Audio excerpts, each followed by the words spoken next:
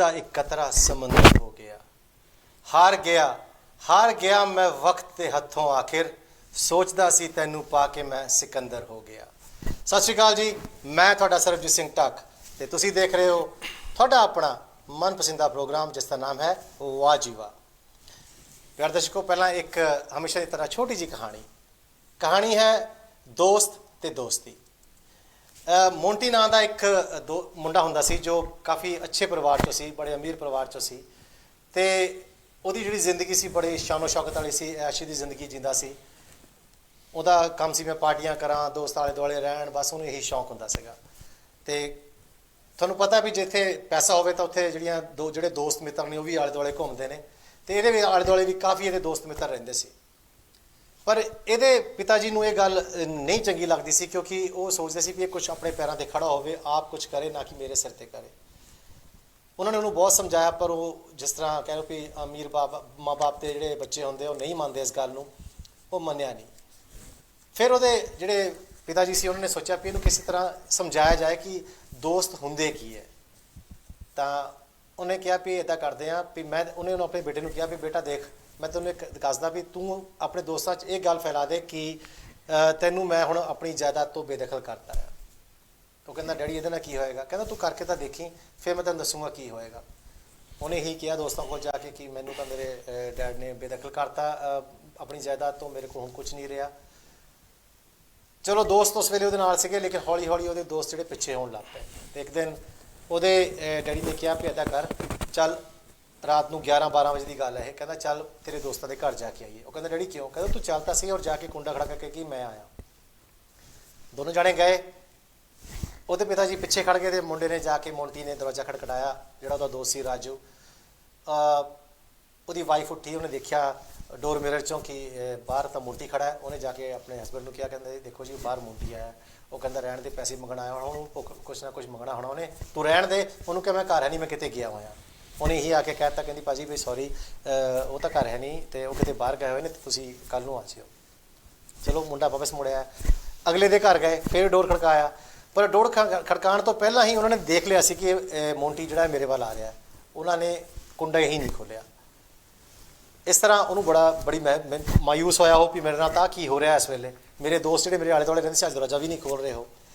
ਫਿਰ ਉਹਦੇ ਡੈਡੀ ਨੇ ਕੀ ਕੀਤਾ ਕਿ ਉਹਨੂੰ ਕਿਹਾ ਚੱਲ ਮੈਂ ਤੈਨੂੰ ਆਪਣੇ ਦੋਸਤ ਕੋਲ ਲੈ ਕੇ ਜਾਂਦਾ। ਰਾਤ ਨੂੰ 12-1 ਵਜੇ ਆਪਣੇ ਦੋਸਤ ਦੇ ਘਰ ਗਏ। ਉਹਦੇ ਆਪਣੇ ਡੈਡੀ ਜਿਹੜਾ ਸੀ ਉਹਦੇ ਆਪਣੇ ਦੋਸਤ ਦੇ ਘਰ ਗਿਆ ਅਤੇ ਜਾ ਕੇ ਉਹਨੇ ਕੁੰਡਾ ਖੜਕਾਇਆ ਅਤੇ ਉਹਨੇ ਅੰਦਰੋਂ ਆਵਾਜ਼ ਆਈ, ਕੌਣ ਹੈ? ਉਹ ਕਹਿੰਦਾ ਮੈਂ ਪ੍ਰੀਤਮ ਸਿੰਘ ਬੋਲ ਰਿਹਾ। ਅਤੇ ਉਹ ਕਹਿੰਦਾ ਅੱਛਾ। ਜਦੋਂ ਉਹਨੇ ਦਰਵਾਜ਼ਾ ਖੋਲ੍ਹਿਆ ਤਾਂ ਬੇਟਾ ਦੇਖ ਕੇ ਹੈਰਾਨ ਰਹਿ ਗਿਆ ਕਿ ਇੱਕ ਹੱਥ ਵਿੱਚ ਉਹਦੇ ਦੋਸਤ ਦੇ ਇੱਕ ਥੈਲੀ ਸੀ ਅਤੇ ਇੱਕ ਹੱਥ ਵਿੱਚ ਬੰਦੂਕ ਸੀ। ਅਤੇ ਬੇਟਾ ਨੇ ਕਿਹਾ ਪਾਪਾ ਇਹ ਕੀ?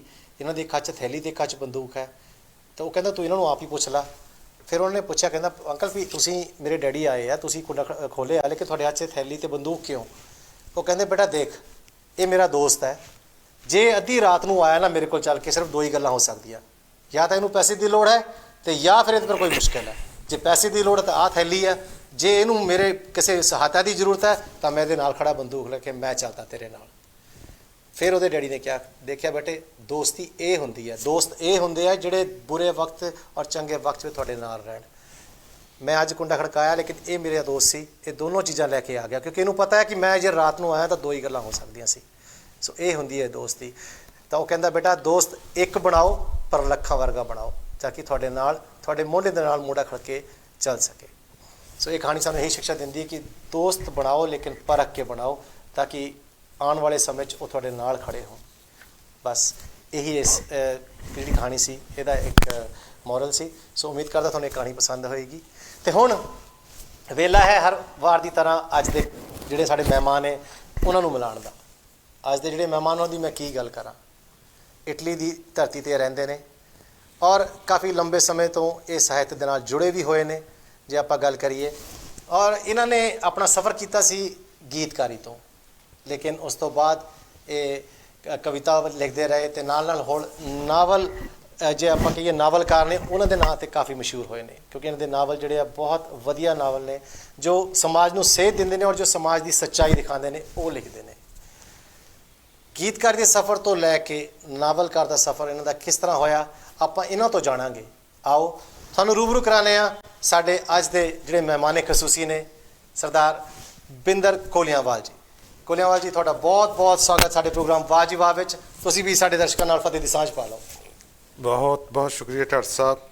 ਕੇ ਟੀਵੀ ਦੇਖ ਰਹੇ ਸਾਰੇ ਸਰੋਤਿਆਂ ਨੂੰ ਮੇਰੇ ਵੱਲੋਂ ਪਿਆਰ ਭਰੀ ਸਤਿ ਸ੍ਰੀ ਅਕਾਲ ਤੇ ਨਾਲ ਹੀ ਕੇ ਟੀਵੀ ਦੀ ਸਾਰੀ ਟੀਮ ਦਾ ਬਹੁਤ ਬਹੁਤ ਧੰਨਵਾਦ ਜਿਨ੍ਹਾਂ ਨੇ ਮੈਨੂੰ ਇੱਥੇ ਆਉਣ ਦਾ ਮੌਕਾ ਦਿੱਤਾ ਤੇ ਤੁਹਾਡਾ ਵੀ ਬਹੁਤ ਬਹੁਤ ਸ਼ੁਕਰੀਆ ਢਾਡ ਸਾਹਿਬ। ਬਿੰਦਰ ਬਾਜੀ ਅਸੀਂ ਤਾਂ ਕਿ ਸਾਡੇ ਜ਼ਹੀ ਨਸੀਬ ਕਿ ਤੁਸੀਂ ਸਾਡੇ ਕੋਲ ਚੱਲ ਕੇ ਆਏ ਹੋ ਕਿ ਇਸ ਤੋਂ ਪਹਿਲਾਂ ਅਸੀਂ ਤੁਹਾਡੇ ਨਾਲ ਪ੍ਰੋਗਰਾਮ ਕੀਤਾ ਸੀ ਲੇਕਿਨ ਉਸ ਵੇਲੇ ਤੁਸੀਂ ਇਟਲੀ ਦੀ ਧਰਤੀ ਤੇ ਸੀ। ਆਪਾਂ ਨੇ ਆਨਲਾਈਨ ਕੀਤਾ ਸੀ ਕਿਉਂਕਿ ਲਾਕਡਾਊਨ ਸੀ ਔਰ ਇਸ ਲਾਕਡਾਊਨ ਦੇ ਦੌਰਾਨ ਮੈਂ ਦੱਸਦਾ ਪਿਆਰੇ ਦਰਸ਼ਕੋ ਆਪਾਂ ਉਹ ਵੀ ਗੱਲ ਕਰਾਂਗੇ ਜੋ ਇਹਨਾਂ ਨੇ ਨਾਵਲ ਲਿਖਿਆ ਹੈ ਤਾਲਾਬੰਦੀ ਦੀ ਦਾਸਤਾਨ ਆਪਾਂ ਉਹ ਵੀ ਜ਼ਰੂਰ ਤੁਹਾਡੇ ਰੂਬਰੂ ਕਰਾਂਗੇ ਲੇਕਿਨ ਇਸ ਤੋਂ ਪਹਿਲਾਂ ਆਪਾਂ ਇਹਨਾਂ ਦਾ ਪਹਿਲਾਂ ਸਵਾਗਤ ਕਰ ਲਈਏ। ਸੋ ਬਿੰਦਰ ਬਾਜੀ ਜਿਸ ਤਰ੍ਹਾਂ ਮੈਂ ਜ਼ਿਕਰ ਕੀਤਾ ਕਿ ਆਪਾਂ ਪਹਿਲਾਂ ਉੱਥੇ ਕੀਤਾ ਸੀ ਅੱਜ ਤੁਸੀਂ ਸਾਡੇ ਨਾਲ ਸਾਡੇ ਰੂਬਰੂ ਹੋ ਸਾਡੇ ਦਰਸ਼ਕਾਂ ਦੇ ਰੂਬਰੂ ਸਟੂਡੀਓ ਵਿੱਚੋਂ ਔਰ ਬੜੀ ਖੁਸ਼ੀ ਹੈ ਔਰ ਬੜਾ ਮਾਣ ਮਿਲ ਰਿਹਾ ਸਾਨੂੰ ਕਿ ਤੁਸੀਂ ਆਪ ਚੱਲ ਕੇ ਅੱਜ ਸਾਡੇ ਕੋਲ ਆਏ ਹੋ ਔਰ ਸਾਡੇ ਦਰਸ਼ਕਾਂ ਦੇ ਰੂਬਰੂ ਔਰ ਤੁਹਾਡੇ ਨਾਲ ਸਾਡੀਆਂ ਜਿਹੜੀਆਂ ਦਿਲ ਦੀਆਂ ਗੱਲਾਂ ਉਹ ਅਸੀਂ ਅੱਜ ਪੂਰੀਆਂ ਖੁੱਲ੍ਹ ਕੇ ਵੀ ਕਰਾਂਗੇ ਇਸ ਸ਼ੋਅ ਦੇ ਦੌਰਾਨ ਔਰ ਤੁਹਾਡੇ ਕੋਲੋਂ ਸੁਣਾਂਗੇ ਵੀ ਕੁਝ ਖਾਸ ਜੋ ਤੁਸੀਂ ਲਿਖਦੇ ਤੁਹਾਡੀ ਕਲਮ ਨੇ ਅੱਜ ਤੱਕ ਲਿਖਿਆ ਹੈ। ਬਿੰਦਰ ਬਾਜੀ ਸਭ ਤੋਂ ਪਹਿਲਾਂ ਅਸੀਂ ਸਾਡੇ ਦਰਸ਼ਕ ਇਹ ਜਾਣਨਾ ਚਾਹਾਂਗੇ ਕਿ ਤੁਹਾਡਾ ਪਿਛੋਕੜ ਕੀ ਹੈ ਆਪਣੇ ਪਿਛੋਕੜ ਬਾਰੇ ਦੱਸੋ।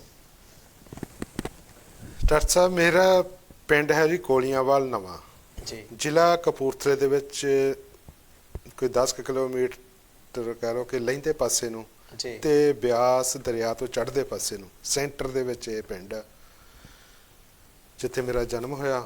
ਉੱਥੇ ਹੀ ਮੈਂ ਆਪਣੀ ਜਿਹੜੀ ਉਸੇ ਹੀ ਪਿੰਡ ਦੇ ਸਕੂਲ ਵਿੱਚੋਂ ਪੜ੍ਹਾਈ ਕੀਤੀ ਜੀ ਤੇ ਕਾਫੀ ਸਾਲ ਪਹਿਲਾਂ ਕਹਿ ਲਓ ਕਿ 3 ਦਹਾਕੇ ਤਕਰੀਬਨ ਪਹਿਲਾਂ ਜੀ ਰੋਜੀ ਰੋਟੀ ਦੇ ਕਿਉਂਕਿ ਹਾਲਾਤ ਕੁਝ ਇਹੋ ਜਿਹੇ ਕਿ ਮਜਬੂਰਨ ਘਰੋਂ ਪੈਰ ਪੱਟਣੇ ਪਏ ਤੇ ਬਾਹਰ ਆਉਣਾ ਪਿਆ ਜੀ ਤੇ ਤਕਰੀਬਨ 30 ਸਾਲ ਪਹਿਲਾਂ ਮੈਂ ਬਹਿਰੀਨ ਦੇ ਵਿੱਚ ਆ ਗਿਆ ਹੈ ਜੀ।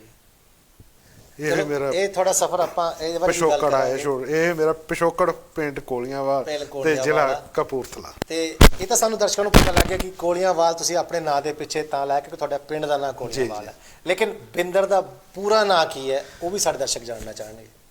ਇਹ ਜੀ ਮੇਰਾ ਨਾਂ ਪੂਰਾ ਹਰਜਿੰਦਰ ਸਿੰਘ ਤੇ ਗੋਤ ਸਾਡਾ ਢੋਟ ਤੇ ਘਰ ਦੇ ਵਿੱਚ ਭਰਾ ਮਾਤਾ ਜੀ ਤੇ ਪਿੰਡ ਦੇ ਜਿੰਨੇ ਵੀ ਰਿਸ਼ਤੇਦਾਰ ਸੱਜਣ ਬੇਲੀ ਬਿੰਦਰ ਦੇ ਨਾਂ ਨਾਲ ਬੁਲਾਉਂਦੇ ਸੀ ਜੀ ਤੇ ਹਰਜਿੰਦਰ ਦੇ ਨਾਂ ਨਾਲ ਤੇ ਮੇਰੇ ਖਿਆਲ ਸ਼ਾਇਦ ਪਿੰਡ ਦੇ ਵਿੱਚ ਵੀ ਚੰਦ ਬੰਦੇ ਹੀ ਜਾਣਦੇ ਹੋਣਗੇ ਤੇ ਤਕਰੀਬਨ ਹਰੇਕ ਦੀ ਇਹ ਕਹਾਣੀ ਹੁੰਦੀ ਕਿ ਛੋਟਾ ਨਾਂ ਹੀ ਹਰੇਕ ਦਾ ਪਿੰਡ ਵਾਲਿਆਂ ਨੂੰ ਪਤਾ ਹੁੰਦਾ ਜੀ ਜੀ ਜੀ ਇਦਾਂ ਹੀ ਮੇਰੇ ਵੀ ਛੋਟੇ ਨਾਂ ਨਾਲ ਹੀ ਸਾਰੇ ਜਾਣਦੇ ਸੀ। ਚਲੋ ਸਾਨੂੰ ਇਹ ਵੀ ਪਤਾ ਲੱਗ ਗਿਆ ਕਿ ਇਹਨਾਂ ਦਾ ਅਸਲੀ ਨਾਂ ਹਰਜਿੰਦਰ ਸਿੰਘ ਹੈ ਲੇਕਿਨ ਪਿਆਰ ਦੇ ਨਾਲ ਇਹਨਾਂ ਨੂੰ ਬਿੰਦਰ ਕਿਹਾ ਜਾਂਦਾ ਸੀ ਤੇ ਇਸ ਕਰਕੇ ਇਹਨਾਂ ਨੇ ਆਪਣਾ ਨਾਂ ਜੋ ਸਾਹਿਤਕ ਨਾਂ ਆ ਉਹ ਵੀ ਇਹੀ ਰੱਖਿਆ ਬਿੰਦਰ ਕੋਲੀਆਂਵਾਲ ਤਾਂ ਕਿ ਕੋਲੀਆਂਵਾਲ ਜਿਹੜਾ ਇਹਨਾਂ ਦਾ ਪਿੰਡ ਸੀ ਉਹ ਪਿੱਛੇ ਲਾਇਆ। ਬਿਲਕੁਲ। ਸੋ ਬਿੰਦਰ ਭਾਜੀ ਇਹ ਤਾਂ ਤੁਹਾਡਾ ਸਫ਼ਰ ਸੀ ਉੱਥੇ ਦਾ ਤੁਹਾਡਾ ਪਿਛੋਕੜ ਉਹ ਸੀ। ਉਸ ਤੋਂ ਬਾਅਦ ਤੁਸੀਂ ਜ਼ਿਕਰ ਕੀਤਾ ਕਿ ਤੁਸੀਂ ਆ ਗਏ ਬਹਿਰੀਨ 'ਚ ਹਾਂਜੀ ਰੋਜ਼ੀ ਰੋਟੀ ਦੀ ਤਲਾਸ਼ ਵਿੱਚ। ਜਦੋਂ ਤੁਸੀਂ ਬਹਿਰੀਨ ਆਏ ਆਪਾਂ ਉਹਦੀ ਵੀ ਜ਼ਿਕਰ ਕਰਦੇ ਹਾਂ। ਬਹਿਰੀਨ ਆ ਕੇ ਤੁਸੀਂ ਚਲੋ ਉੱਥੇ ਆਪਣਾ ਰੋਜ਼ੀ ਰੋਟੀ ਦੀ ਤਲਾਸ਼ ਕੀਤੀ ਪਰ ਕੀ ਲਿਖਣ ਦਾ ਜਿਹੜਾ ਸਫ਼ਰ ਸੀ ਇਹ ਉੱਥੋਂ ਸ਼ੁਰੂ ਹੋਇਆ ਜਾਂ ਫਿਰ ਤੁਸੀਂ ਇਟਲੀ ਆ ਕੇ ਸ਼ੁਰੂ ਕੀਤਾ? ਡਾਕਟਰ ਸਾਹਿਬ ਜਿਹੜਾ ਲਿਖਣ ਦਾ ਸਫ਼ਰ ਆ ਮੈਂ ਤੇ ਚੇਤੇ ਵੀ ਨਹੀਂ ਕਿ ਮੈਂ ਲਿਖਾਂਗਾ ਕਦੇ ਕਿਉਂਕਿ ਮੇਰਾ ਸ਼ੌਂਕ ਹੀ ਹੁੰਦਾ ਸੀ ਹਿੰਦੀ ਗਾਣੇ ਸੁਣਨੇ ਜੀ ਜੀ ਜੀ ਤੇ ਹਿੰਦੀ ਗਾਣੇ ਵੀ ਸੁਣਨੇ ਉਹ ਵੀ ਸੈਡ ਜੀ ਲਤਾ ਮੰਗੇਸ਼ਕਰ ਮੁਹੰਮਦ ਰਫੀ ਫਿਰ ਮੁਕੇਸ਼ ਜੀ ਜਾਂ ਹਿੰਮਤ ਕੁਮਾਰ ਜੀ ਜਾਂ ਇਸ ਤੋਂ ਵੀ KL ਸਹਿਗਲ ਉਹ ਇਸ ਤੋਂ ਵੀ ਪੁਰਾਣੇ ਹਾਂਜੀ ਪੰਜਾਬੀ ਗੀਤ ਮੈਂ ਨਹੀਂ ਸੁਣਦਾ ਹੁੰਦਾ ਜੀ ਜੀ ਤੇ ਇੱਕ ਵਾਰ ਗੀਤ ਸੁਣਿਆ ਸੀਗਾ ਆਵਾਜ਼ਾਂ ਮਾਰੀਆਂ ਬੁਲਾਇਆ ਕਈ ਵਾਰ ਮੈਂ ਕਿਸੇ ਨੇ ਮੇਰੀ ਗੱਲ ਨਾ ਸੁਣੀ ਹਾਂਜੀ ਇਹਦੇ ਨਾਲ ਹੀ ਦੂਜੀ ਸਾਈਡ ਤੇ ਹੈਗਾ ਇੱਕ ਗੀਤ ਜਿੱਦਾਂ ਕਿਸੇ ਨੇ ਭਰੇ ਪਏ ਸੀਗੇ ਦਿਲ ਵਾਲਾ ਦੁੱਖੜਾ ਨਹੀਂ ਕਿਸੇ ਨੂੰ ਸੁਣਾਈਦਾ ਆਪਣੀਆਂ ਸੋਚਾਂ ਵਿੱਚ ਆਪੇ ਡੁੱਬ ਜਾਈਦਾ ਕੀ ਬਾਤ ਆਲਮ ਲਹਾਰ ਜੀ ਦਾ ਇਹ ਗਾਣੇ ਮੈਨੂੰ ਬਹੁਤ ਵਧੀਆ ਲੱਗੇ ਜੀ। ਫਿਰ ਇਸ ਤੋਂ ਮੈਂ ਹੌਲੀ ਹੌਲੀ ਕਰਕੇ ਉਸ ਵੇਲੇ ਇੱਕ ਕੈਸਟ 'ਚ ਇੱਕ ਗੀਤ ਭਰਨ ਦੇ 50 ਪੈਸੇ ਲੈਂਦੇ ਹੁੰਦੇ ਸੀ ਇਦਾਂ ਦੇ ਮੈਂ ਗੀਤ ਚੁਣ ਕੇ ਤਾਂ 10-12 ਗੀਤਾਂ ਦੀ ਕੈਸਟ ਭਰਾਈ ਜੀ।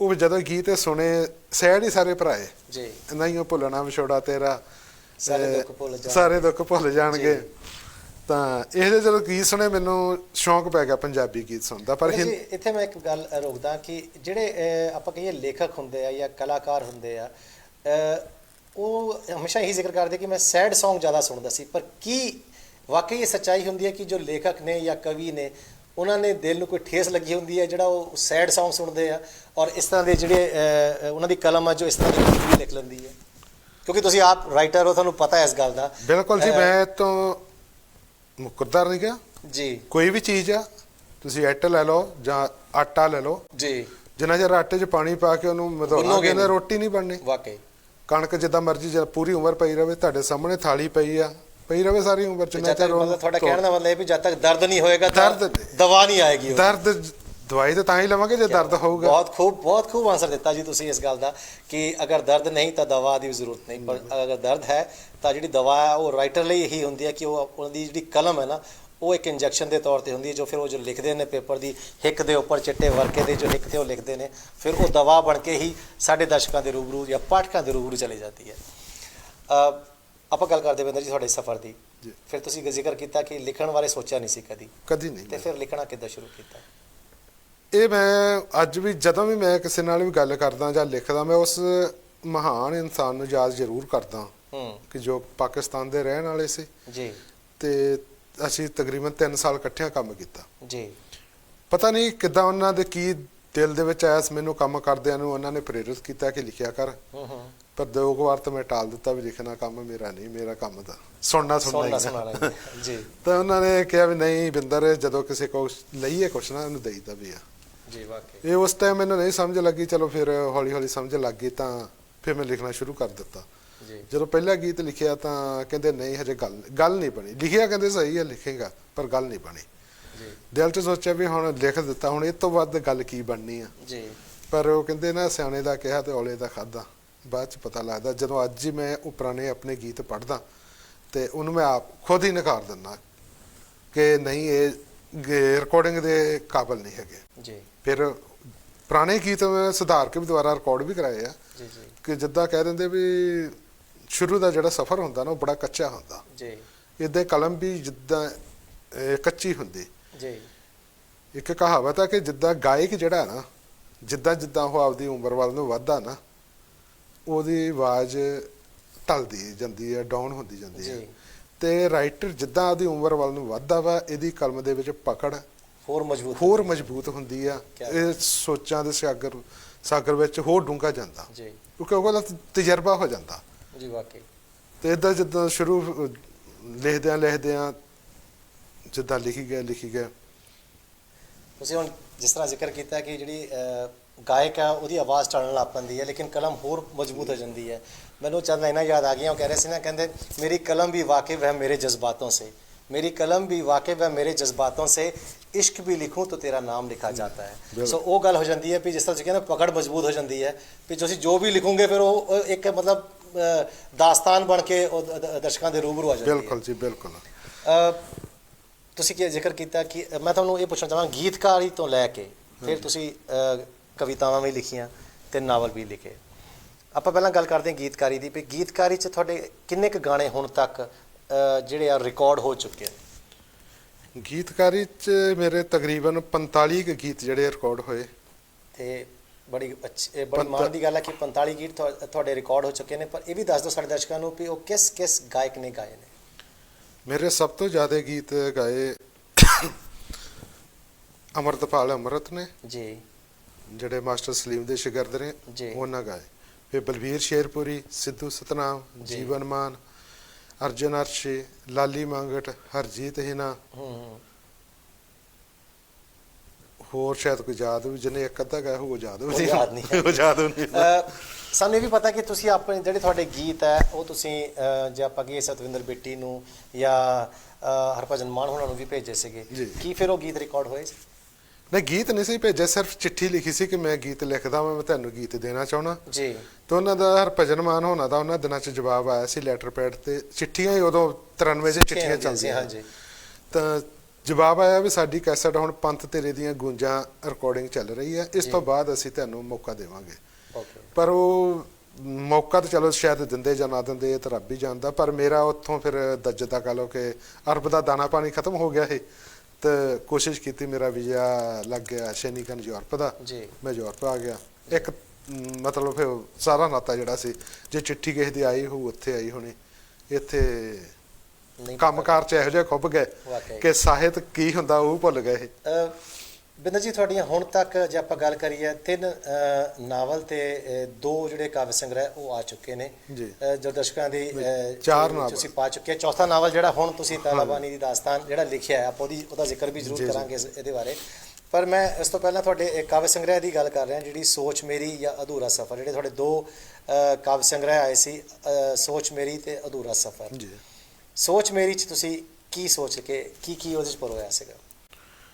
ਸੋਚ ਮੇਰੀ ਤਾਂ ਇਹਦੀ ਕਹਾਣੀ ਜਿਹੜੀ ਨਾ ਜਿੱਥੇ ਮੈਂ ਰਹਿਣਾ ਉਸ ਪਾਸੇ ਨਾ ਸਾਹਿਤ ਵਾਲਾ ਕੋਈ ਬੰਦਾ ਨਹੀਂ ਸੀ ਜੀ, ਮਤਲਬ ਇੱਕ ਸਾਈਡ ਜੀ ਨੂੰ ਸੀਗਾ ਜੀ, ਤਾਂ ਨਾ ਕੋਈ ਇੰਨਾ ਮੇਲ ਜੋਲ ਹੀ ਮੈਂ ਰੱਖਦਾ ਕਿਸੇ ਨਾਲ ਬਹੁਤ, ਅੱਜ ਵੀ ਨਹੀਂ ਰੱਖਦਾ ਬਹੁਤਾ ਜੀ ਆਪਣੇ ਕੰਮ ਨਾਲ। ਮਤਲਬ 14 ਦੇ ਵਿੱਚ 2014 ਚ ਸਾਹਿਤ ਸੁਰ ਸੰਗਮ ਦੇ ਨਾਲ ਜਦੋਂ ਮੈਂ ਜੁੜਿਆ ਨਾ ਜੀ ਤਾਂ ਇਹਨਾਂ ਨੇ ਮੈਨੂੰ ਸੁਨੇਹਾ ਭੇਜਿਆ ਰਾਣਾ ਅਠੌਲਾ ਜੀ ਨੇ ਕਿ ਆਪਾਂ ਤੁਸੀਂ ਸਾਨੂੰ ਆ ਕੇ ਮਿਲੋ, ਕਿਉਂਕਿ ਉਦੋਂ ਫੇਸਬੁੱਕ ਚੱਲ ਪਈ ਸੀ। ਫੇਸਬੁੱਕ ਤੇ ਮੇਰੇ ਜਿਹੜੇ ਗੀਤ ਰਿਕਾਰਡ ਮੈਂ ਅਪਲੋਡ ਕਰ ਦਿੰਦਾ ਸੀ ਜੀ। ਉਹਨਾਂ ਗੀਤ ਸੁਣ ਕੇ ਮੈਸੇਜ ਕੀਤਾ ਕਿ ਗੀਤ ਤੁਹਾਡੇ ਲਿਖੇ ਪਏ। ਮੈਂ ਕਿਹਾ ਹਾਂਜੀ। ਕਹਿੰਦੇ ਆਪਾਂ ਮਿਲਣਾ। ਮਿਲੇ ਤਾਂ ਉੱਥੇ ਮੈਂ ਦੇਖਿਆ ਵੀ ਕਿਤਾਬਾਂ ਵੀ ਇਹਨਾਂ ਰੱਖੀਆਂ ਪਈਆਂ ਜੀ। ਉੱਥੋਂ ਫਿਰ ਦਿਲ ਚ ਆਇਆ ਵੀ ਕਿਤਾਬ ਲਿਖੀ ਹੈ। ਉਸ ਤੋਂ ਪਹਿਲਾਂ ਮੇਰੀਆਂ 10-12 ਜਿਹੜੀਆਂ ਰਚਨਾਵਾਂ ਨਾ ਦੇਸ਼ ਪ੍ਰਦੇਸ਼ ਦੇ ਵਿੱਚ ਫਿਰ ਪੰਜਾਬ ਐਕਸਪ੍ਰੈਸ ਵੈਬਸਾਈਟਾਂ ਤੇ ਇਹ ਛਪ ਚੁੱਕੀਆਂ ਹੈ। ਤਾਂ ਉੱਥੋਂ ਮੈਂ ਸੋਚ ਕੇ ਘਰ ਨੂੰ ਆ ਗਿਆ ਜੁਲਾਈ ਦੇ ਵਿੱਚ ਵੀ ਇੱਕ ਕਾਵਿ ਸੰਗ੍ਰਹਿ ਲਿਖਣਾ ਜੀ। ਪਰ ਉਹ ਜੁਲਾਈ, ਅਗਸਤ, ਸਤੰਬਰ ਤੇ ਅਕਤੂਬਰ ਦੇ ਵਿੱਚ ਕਾਵਿ ਸੰਗ੍ਰਹਿ ਕੰਪਲੀਟ ਕਰਤਾ ਸੀ ਜੀ। ਫਿਰ ਨਵੰਬਰ ਦੇ ਵਿੱਚ ਪਬਲਿਸ਼ ਹੋ ਗਿਆ। ਉਹਦੇ ਵਿੱਚ ਫਿਰ ਟਾਈਟਲ ਜਿਹੜਾ ਸੀ ਉਹ ਸੋਚ ਮੇਰੀ ਰੱਖਿਆ। ਜਿੱਦਾਂ ਮਤਲਬ ਇਹਦੇ ਵਿੱਚ ਹਰ ਤਰ੍ਹਾਂ ਦੀਆਂ 77 ਜਿਹੜੀਆਂ ਰਚਨਾਵਾਂ ਸੀ। ਅੱਛਾ ਜੀ। 77 ਰਚਨਾਵਾਂ ਤੁਸੀਂ ਸੋਚ ਮੇਰੀ 'ਚ ਜਿਹੜੀਆਂ ਕੀਤੀਆਂ। ਹਾਂਜੀ। ਸੋ ਆਪਾਂ ਇੱਦਾਂ ਕਰਦੇ ਬਿੰਦਰ ਜੀ, ਪਹਿਲਾਂ ਇਸ ਤੋਂ ਪਹਿਲਾਂ ਕਿ ਆਪਾਂ ਹੋਰ ਪਾਸੇ ਚੱਲੀਏ ਤੁਹਾਡੇ ਨਾਵਲ ਵੱਲ ਦਾ ਜ਼ਿਕਰ ਕਰੀਏ, ਮੈਂ ਚਾਹਾਂਗਾ ਕਿ ਸੋਚ ਮੇਰੀ 'ਚੋਂ ਕੋਈ ਨਾ ਕੋਈ ਕਵਿਤਾ ਜਿਹੜੀ ਹੈ ਉਹ ਜ਼ਰੂਰ ਸਾਡੇ ਦਰਸ਼ਕਾਂ ਨਾਲ ਸਾਂਝੀ ਕਰੋ, ਕਿਉਂਕਿ ਅਸੀਂ ਅੱਜ ਤੁਹਾਡੇ ਕੋਲ ਸਾਰੇ ਰੰਗ ਸੁਣਨੇ ਆ ਹੌਲੀ ਹੌਲੀ। ਤੇ ਇਸ ਕਰਕੇ ਅਸੀਂ ਅੱਜ ਵੈਸੇ ਕਾਲ ਮੈਂ ਕੋਸ਼ਿਸ਼ ਕਰਾਂਗਾ ਕਿ ਨਾ ਲਈ ਜਾਵੇ, ਲੇਕਿਨ ਫਿਰ ਵੀ ਅਗਰ ਕੋਈ ਕਾਲ ਆਉਂਦੀ ਹੈ ਤਾਂ ਮੈਂ ਉਹਨਾਂ ਨੂੰ ਜ਼ਰੂਰ ਇਹ ਗੁਜ਼ਾਰਿਸ਼ ਕਰੂੰਗਾ ਕਿ ਪਲੀਜ਼ ਆਪਣੀ ਰਚਨਾ ਨੂੰ ਛੋਟਾ ਰੱਖਿਓ ਤਾਂ ਕਿ ਅਸੀਂ ਅੱਜ ਵੱਧ ਤੋਂ ਵੱਧ ਜਿਹੜੇ ਸਾਡੇ ਮਹਿਮਾਨ ਨੇ ਬਿੰਦਰ ਜੀ ਇਹ ਸਾਡੇ ਕੋਲ ਪਹੁੰਚੇ ਨੇ, ਆਪਾਂ ਇਹਨਾਂ ਨਾਲ ਗੱਲਬਾਤ ਕਰੀਏ, ਇਹਨਾਂ ਨੂੰ ਜ਼ਿਆਦਾ ਸੁਣ ਸਕੀਏ। ਤਾਂ ਮੇਰੀ ਇੰਨੀ ਕੁ ਜਿਹੜੀ ਹੈ ਗੁਜ਼ਾਰਿਸ਼ ਹੈ ਕਬੂਲ ਕਰਿਓ ਕਿ ਰਚਨਾ ਤੁਸੀਂ ਆਪਣੀ ਕਾਲ ਜ਼ਰੂਰ ਕਰੋ, ਲੇਕਿਨ ਰਚਨਾ ਨੂੰ ਇੰਨਾ ਛੋਟਾ ਰੱਖਿਓ ਕਿ ਜ਼ਿਆਦਾ ਸਮੇਂ ਨਾ ਲੈ ਸਕੇ। ਸੋ ਬਹੁਤ ਬਹੁਤ ਮਿਹਰਬਾਨੀ ਮੇਰੀ ਗੁਜ਼ਾਰਿਸ਼ ਸੁਣਨ ਲਈ।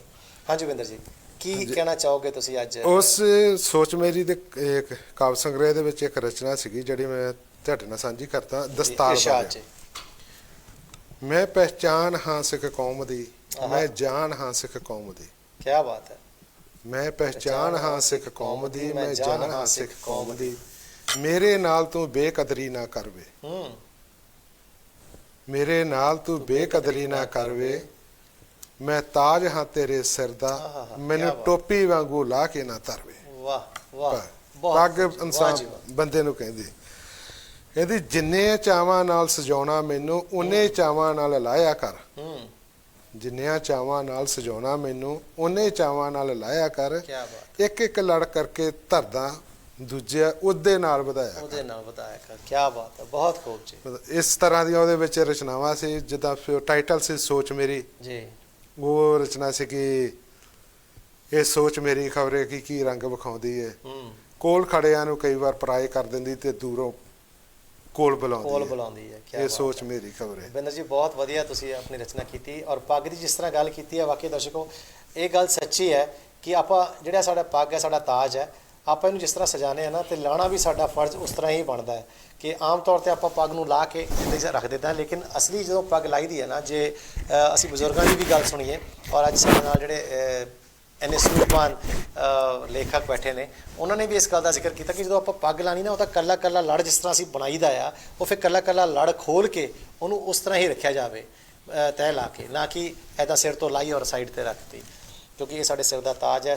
ਸਾਨੂੰ ਗੁਰੂਆਂ ਨੇ ਬਖਸ਼ਿਆ ਹੈ ਇਹ, ਔਰ ਸਾਡਾ ਫਰਜ਼ ਬਣਦਾ ਕਿ ਅਸੀਂ ਉਸ ਚੀਜ਼ ਨੂੰ, ਉਸ ਚੀਜ਼ ਦੀ ਇੱਜ਼ਤ ਕਰੀਏ ਜਿਹਦੇ ਨਾਲ ਸਾਡੀ ਆਪਣੀ ਪਹਿਚਾਣ ਹੈ ਕਿ ਅਸੀਂ ਸਰਦਾਰ ਜੀ ਹਾਂ। ਕਿਉਂਕਿ ਤੁਸੀਂ ਦੇਖਿਆ ਹੋਣਾ ਕਿ ਪੱਗ ਬੰਨੀ ਨੂੰ ਕਦੀ ਕੋਈ ਸਰਦਾਰ ਨਹੀਂ ਕਹਿੰਦਾ, ਸਰਦਾਰ ਜੀ ਕਹਿ ਕੇ ਹੀ ਬੁਲਾਉਂਦਾ ਹੈ, ਕਿਉਂਕਿ ਇਹ ਸਾਡੀ ਇੱਜ਼ਤ ਹੈ। ਬਿਲਕੁਲ ਜੀ, ਬਿੰਦਰ ਬਿਲਕੁਲ ਜੀ ਬਹੁਤ ਵਧੀਆ ਤੁਸੀਂ ਇਹ ਜ਼ਿਕਰ ਕੀਤਾ ਆਪਣੀ ਰਚਨਾ ਵਿੱਚ ਕਿ ਪੱਗ ਨੂੰ ਕਿਸ ਤਰ੍ਹਾਂ ਲਾਇਆ ਜਾਂਦਾ ਜਾਂ ਕਿਸ ਤਰ੍ਹਾਂ ਆਪਾਂ ਉਹਨੂੰ ਸਜਾਉਂਦੇ ਹਾਂ। ਬਿਲਕੁਲ ਜੀ। ਔਰ ਇਹ ਵਾਕਈ ਤੁਹਾਡੀ ਸੋਚ ਮੇਰੀ 'ਚ ਇਹ ਜਿਹੜੀ ਤੁਸੀਂ ਕਵਿਤਾ ਪੜ੍ਹੀ ਹੈ, ਵਾਕਈ ਤੁਹਾਡੀ ਸੋਚ ਨੂੰ ਸਲਾਮ ਹੈ ਕਿ ਇੰਨੀ ਵਧੀਆ ਸੋਚ ਨਾਲ ਤੁਸੀਂ ਇਹ ਲਿਖਿਆ ਵੀ। ਹੋਰ ਤੁਸੀਂ ਇਸ ਕਵਿਤਾ ਇਸ ਕਾਵਿ ਸੰਗ੍ਰਹਿ ਵਿੱਚ ਕੀ ਪਰੋਇਆ ਸੀ? ਇਹਦੇ ਵਿੱਚ ਹੁਣ ਜਿਹੜੇ 77 ਰਚਨਾਵਾਂ ਸੀ, ਕੁਝ ਗੀਤ ਸੀਗੇ ਜੀ। ਹੁਣ ਸਾਰੇ ਤਾਂ ਆਪਾਂ ਨੂੰ ਚਲੋ ਯਾਦ ਨਹੀਂ ਹੈਗੇ ਜੀ।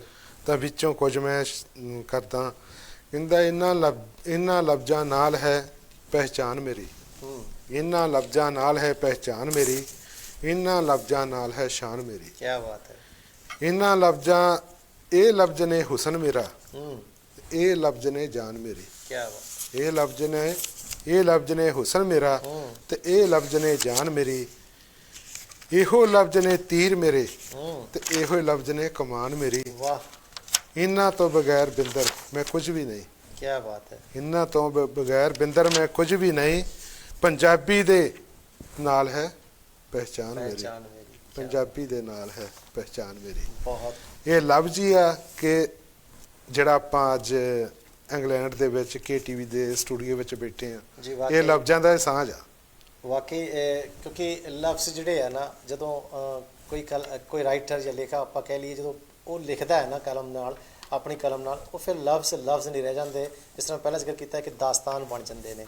ਔਰ ਇਹਨਾਂ ਕਰਕੇ ਹੀ ਇਹਨਾਂ ਲੇਖਕਾਂ ਦੀ ਪਹਿਚਾਣ ਹੈ, ਕਿਉਂਕਿ ਜਦੋਂ ਇਹ ਸਾਡੀ, ਜੇ ਅਸੀਂ ਕਹੀਏ ਨਾ, ਸਾਡੀ ਕੌਮ ਦੀ ਧਨੋਹਰ ਨੇ, ਅਸੀਂ ਜੇ ਇਹਨਾਂ ਨੂੰ ਸਾਂਭ ਕੇ ਨਹੀਂ ਰੱਖਾਂਗੇ ਜਾਂ ਇਹਨਾਂ ਨੂੰ ਨਹੀਂ ਪੜ੍ਹਾਂਗੇ ਤਾਂ ਸਾਨੂੰ ਆਪਣੇ ਇਤਿਹਾਸ ਦਾ ਜਾਂ ਆਪਣੇ ਸੰਸਕਾਰਾਂ ਦਾ ਪਤਾ ਹੀ ਨਹੀਂ ਲੱਗ ਸਕਦਾ। ਸੋ ਮੇਰਾ ਇਹੀ ਗੁਜ਼ਾਰਿਸ਼ ਹੈ ਤੁਹਾਡੇ ਨਾਲ ਸਾਰਿਆਂ ਨਾਲ, ਮੇਰੇ ਜਿੰਨੇ ਵੀ ਦਰਸ਼ਕ ਨੇ, ਇਹਨਾਂ ਦੀ ਕਿਤਾਬਾਂ ਨੂੰ ਪੜ੍ਹਿਆ ਜ਼ਰੂਰ ਕਰੋ, ਕਿਉਂਕਿ ਇਹਨਾਂ ਨੇ ਜਿਹੜੇ ਮੈਂ ਇਕੱਲੀ ਬਿੰਦਰ ਭਾਈ ਹੋਣਾ ਦੀ ਗੱਲ ਨਹੀਂ ਕਰ ਰਿਹਾ, ਮੈਂ ਹਰ ਲੇਖਕ ਦੀ ਗੱਲ ਕਰ ਰਿਹਾ ਕਿ ਤੁਸੀਂ ਉਹਨਾਂ ਦੀ ਕਿਤਾਬ ਨੂੰ ਲਓ, ਪੜ੍ਹੋ ਔਰ ਪੜ੍ਹ ਕੇ ਇਹਨਾਂ ਨੂੰ ਦੱਸੋ ਵੀ ਹਾਂ ਸਾਨੂੰ ਪਸੰਦ ਆਈ, ਤਾਂ ਕਿ ਉਹਨਾਂ ਨੂੰ ਹੋਰ ਹੌਸਲਾ ਮਿਲੇ, ਇਹ ਵੱਧ ਤੋਂ ਵੱਧ ਤੁਹਾਡੇ ਲਈ ਹੋਰ ਵੀ ਲਿਖ ਕੇ ਤੁਹਾਡੇ ਰੂਬਰੂ ਕਰ ਸਕਣ। ਕਿਉਂਕਿ ਤੁਸੀਂ ਹੀ ਇਹਨਾਂ ਨੂੰ ਪੜ੍ਹਨਾ ਹੈ ਔਰ ਆਪਣੇ ਇਹਨਾਂ 'ਚ ਸੇਧ ਲੈ ਕੇ ਆਪਣੇ ਬੱਚਿਆਂ ਨੂੰ ਉਹ ਸੰਸਕਾਰ ਦੇਣੇ ਆ ਜੋ ਇਹ ਕਿਤਾਬਾਂ ਸਾਨੂੰ ਸਿਖਾਉਂਦੀਆਂ ਨੇ। ਬਿੰਦਰ ਭਾਜੀ, ਸੋਚ ਤੋਂ ਬਾਅਦ ਜੇ ਆਪਾਂ ਗੱਲ ਕਰੀਏ ਅਧੂਰੇ ਸਫ਼ਰ ਦੀ, ਤੁਸੀਂ ਅਧੂਰਾ ਸਫ਼ਰ ਜਿਹੜਾ ਤੁਹਾਡਾ ਦੂਸਰਾ ਕਾਵਿ ਸੰਗ੍ਰਹਿ ਸੀ ਉਹ ਵੀ ਆਇਆ। ਹਾਂਜੀ। ਅਧੂਰਾ ਸਫ਼ਰ, ਇਹਦੇ 'ਚ ਕੀ ਪਰੋਇਆ ਸੀ ਤੁਸੀਂ? ਕਿਉਂਕਿ ਸੋਚ ਮੇਰੀ ਤਾਂ ਤੁਸੀਂ ਕਰ ਲਈ। ਹੁਣ ਮੈਂ ਪਹਿਲੇ ਦਰਸ਼ਕੋ ਦੱਸ ਦੇਵਾਂ, ਸਕਰੀਨ 'ਤੇ ਵੀ ਤੁਸੀਂ ਦੇਖ ਰਹੇ ਹੋ ਇਸ ਕਿਤਾਬ ਨੂੰ, ਅਧੂਰਾ ਸਫ਼ਰ ਨੂੰ, ਅਤੇ ਮੈਂ ਆਪਣੀ ਟੀਮ ਨੂੰ ਕਹਾਂਗਾ ਕਿ ਇਹਨਾਂ ਦੀ ਪਹਿਲੀ ਕਿਤਾਬ ਜਿਹੜੀ ਹੈ ਸੋਚ ਮੇਰੀ, ਉਹ ਵੀ ਦਿਖਾ ਦਿੱਤੀ ਜਾਵੇ ਤਾਂ ਕਿ ਸਾਡੇ ਜਿਹੜੇ ਦਰਸ਼ਕ ਨੇ ਉਹ ਦੇਖ ਸਕਣ, ਔਰ ਜੇ ਕਿਤਾਬ ਲੈਣਾ ਚਾਹਣ ਤਾਂ ਸਾਡੇ ਨਾਲ ਲਿੰਕ ਕਰ ਲੈਣ ਜਾਂ ਬਿੰਦਰ ਭਾਜੀ ਨਾਲ ਲਿੰਕ ਕਰਕੇ ਇਸ ਕਿਤਾਬ ਨੂੰ ਲੈ ਵੀ ਸਕਦੇ ਨੇ। ਹਾਂਜੀ ਬਿੰਦਰ ਭਾਜੀ, ਅਧੂਰਾ ਸਫ਼ਰ। ਅਧੂਰਾ ਸਫ਼ਰ ਜਿਹੜੀ ਨਾ, ਇਹਦੇ ਵਿੱਚ ਵੀ ਤਕਰੀਬਨ 80 ਰਚਨਾਵਾਂ ਤੇ ਗੀਤ ਨੇ ਜੀ।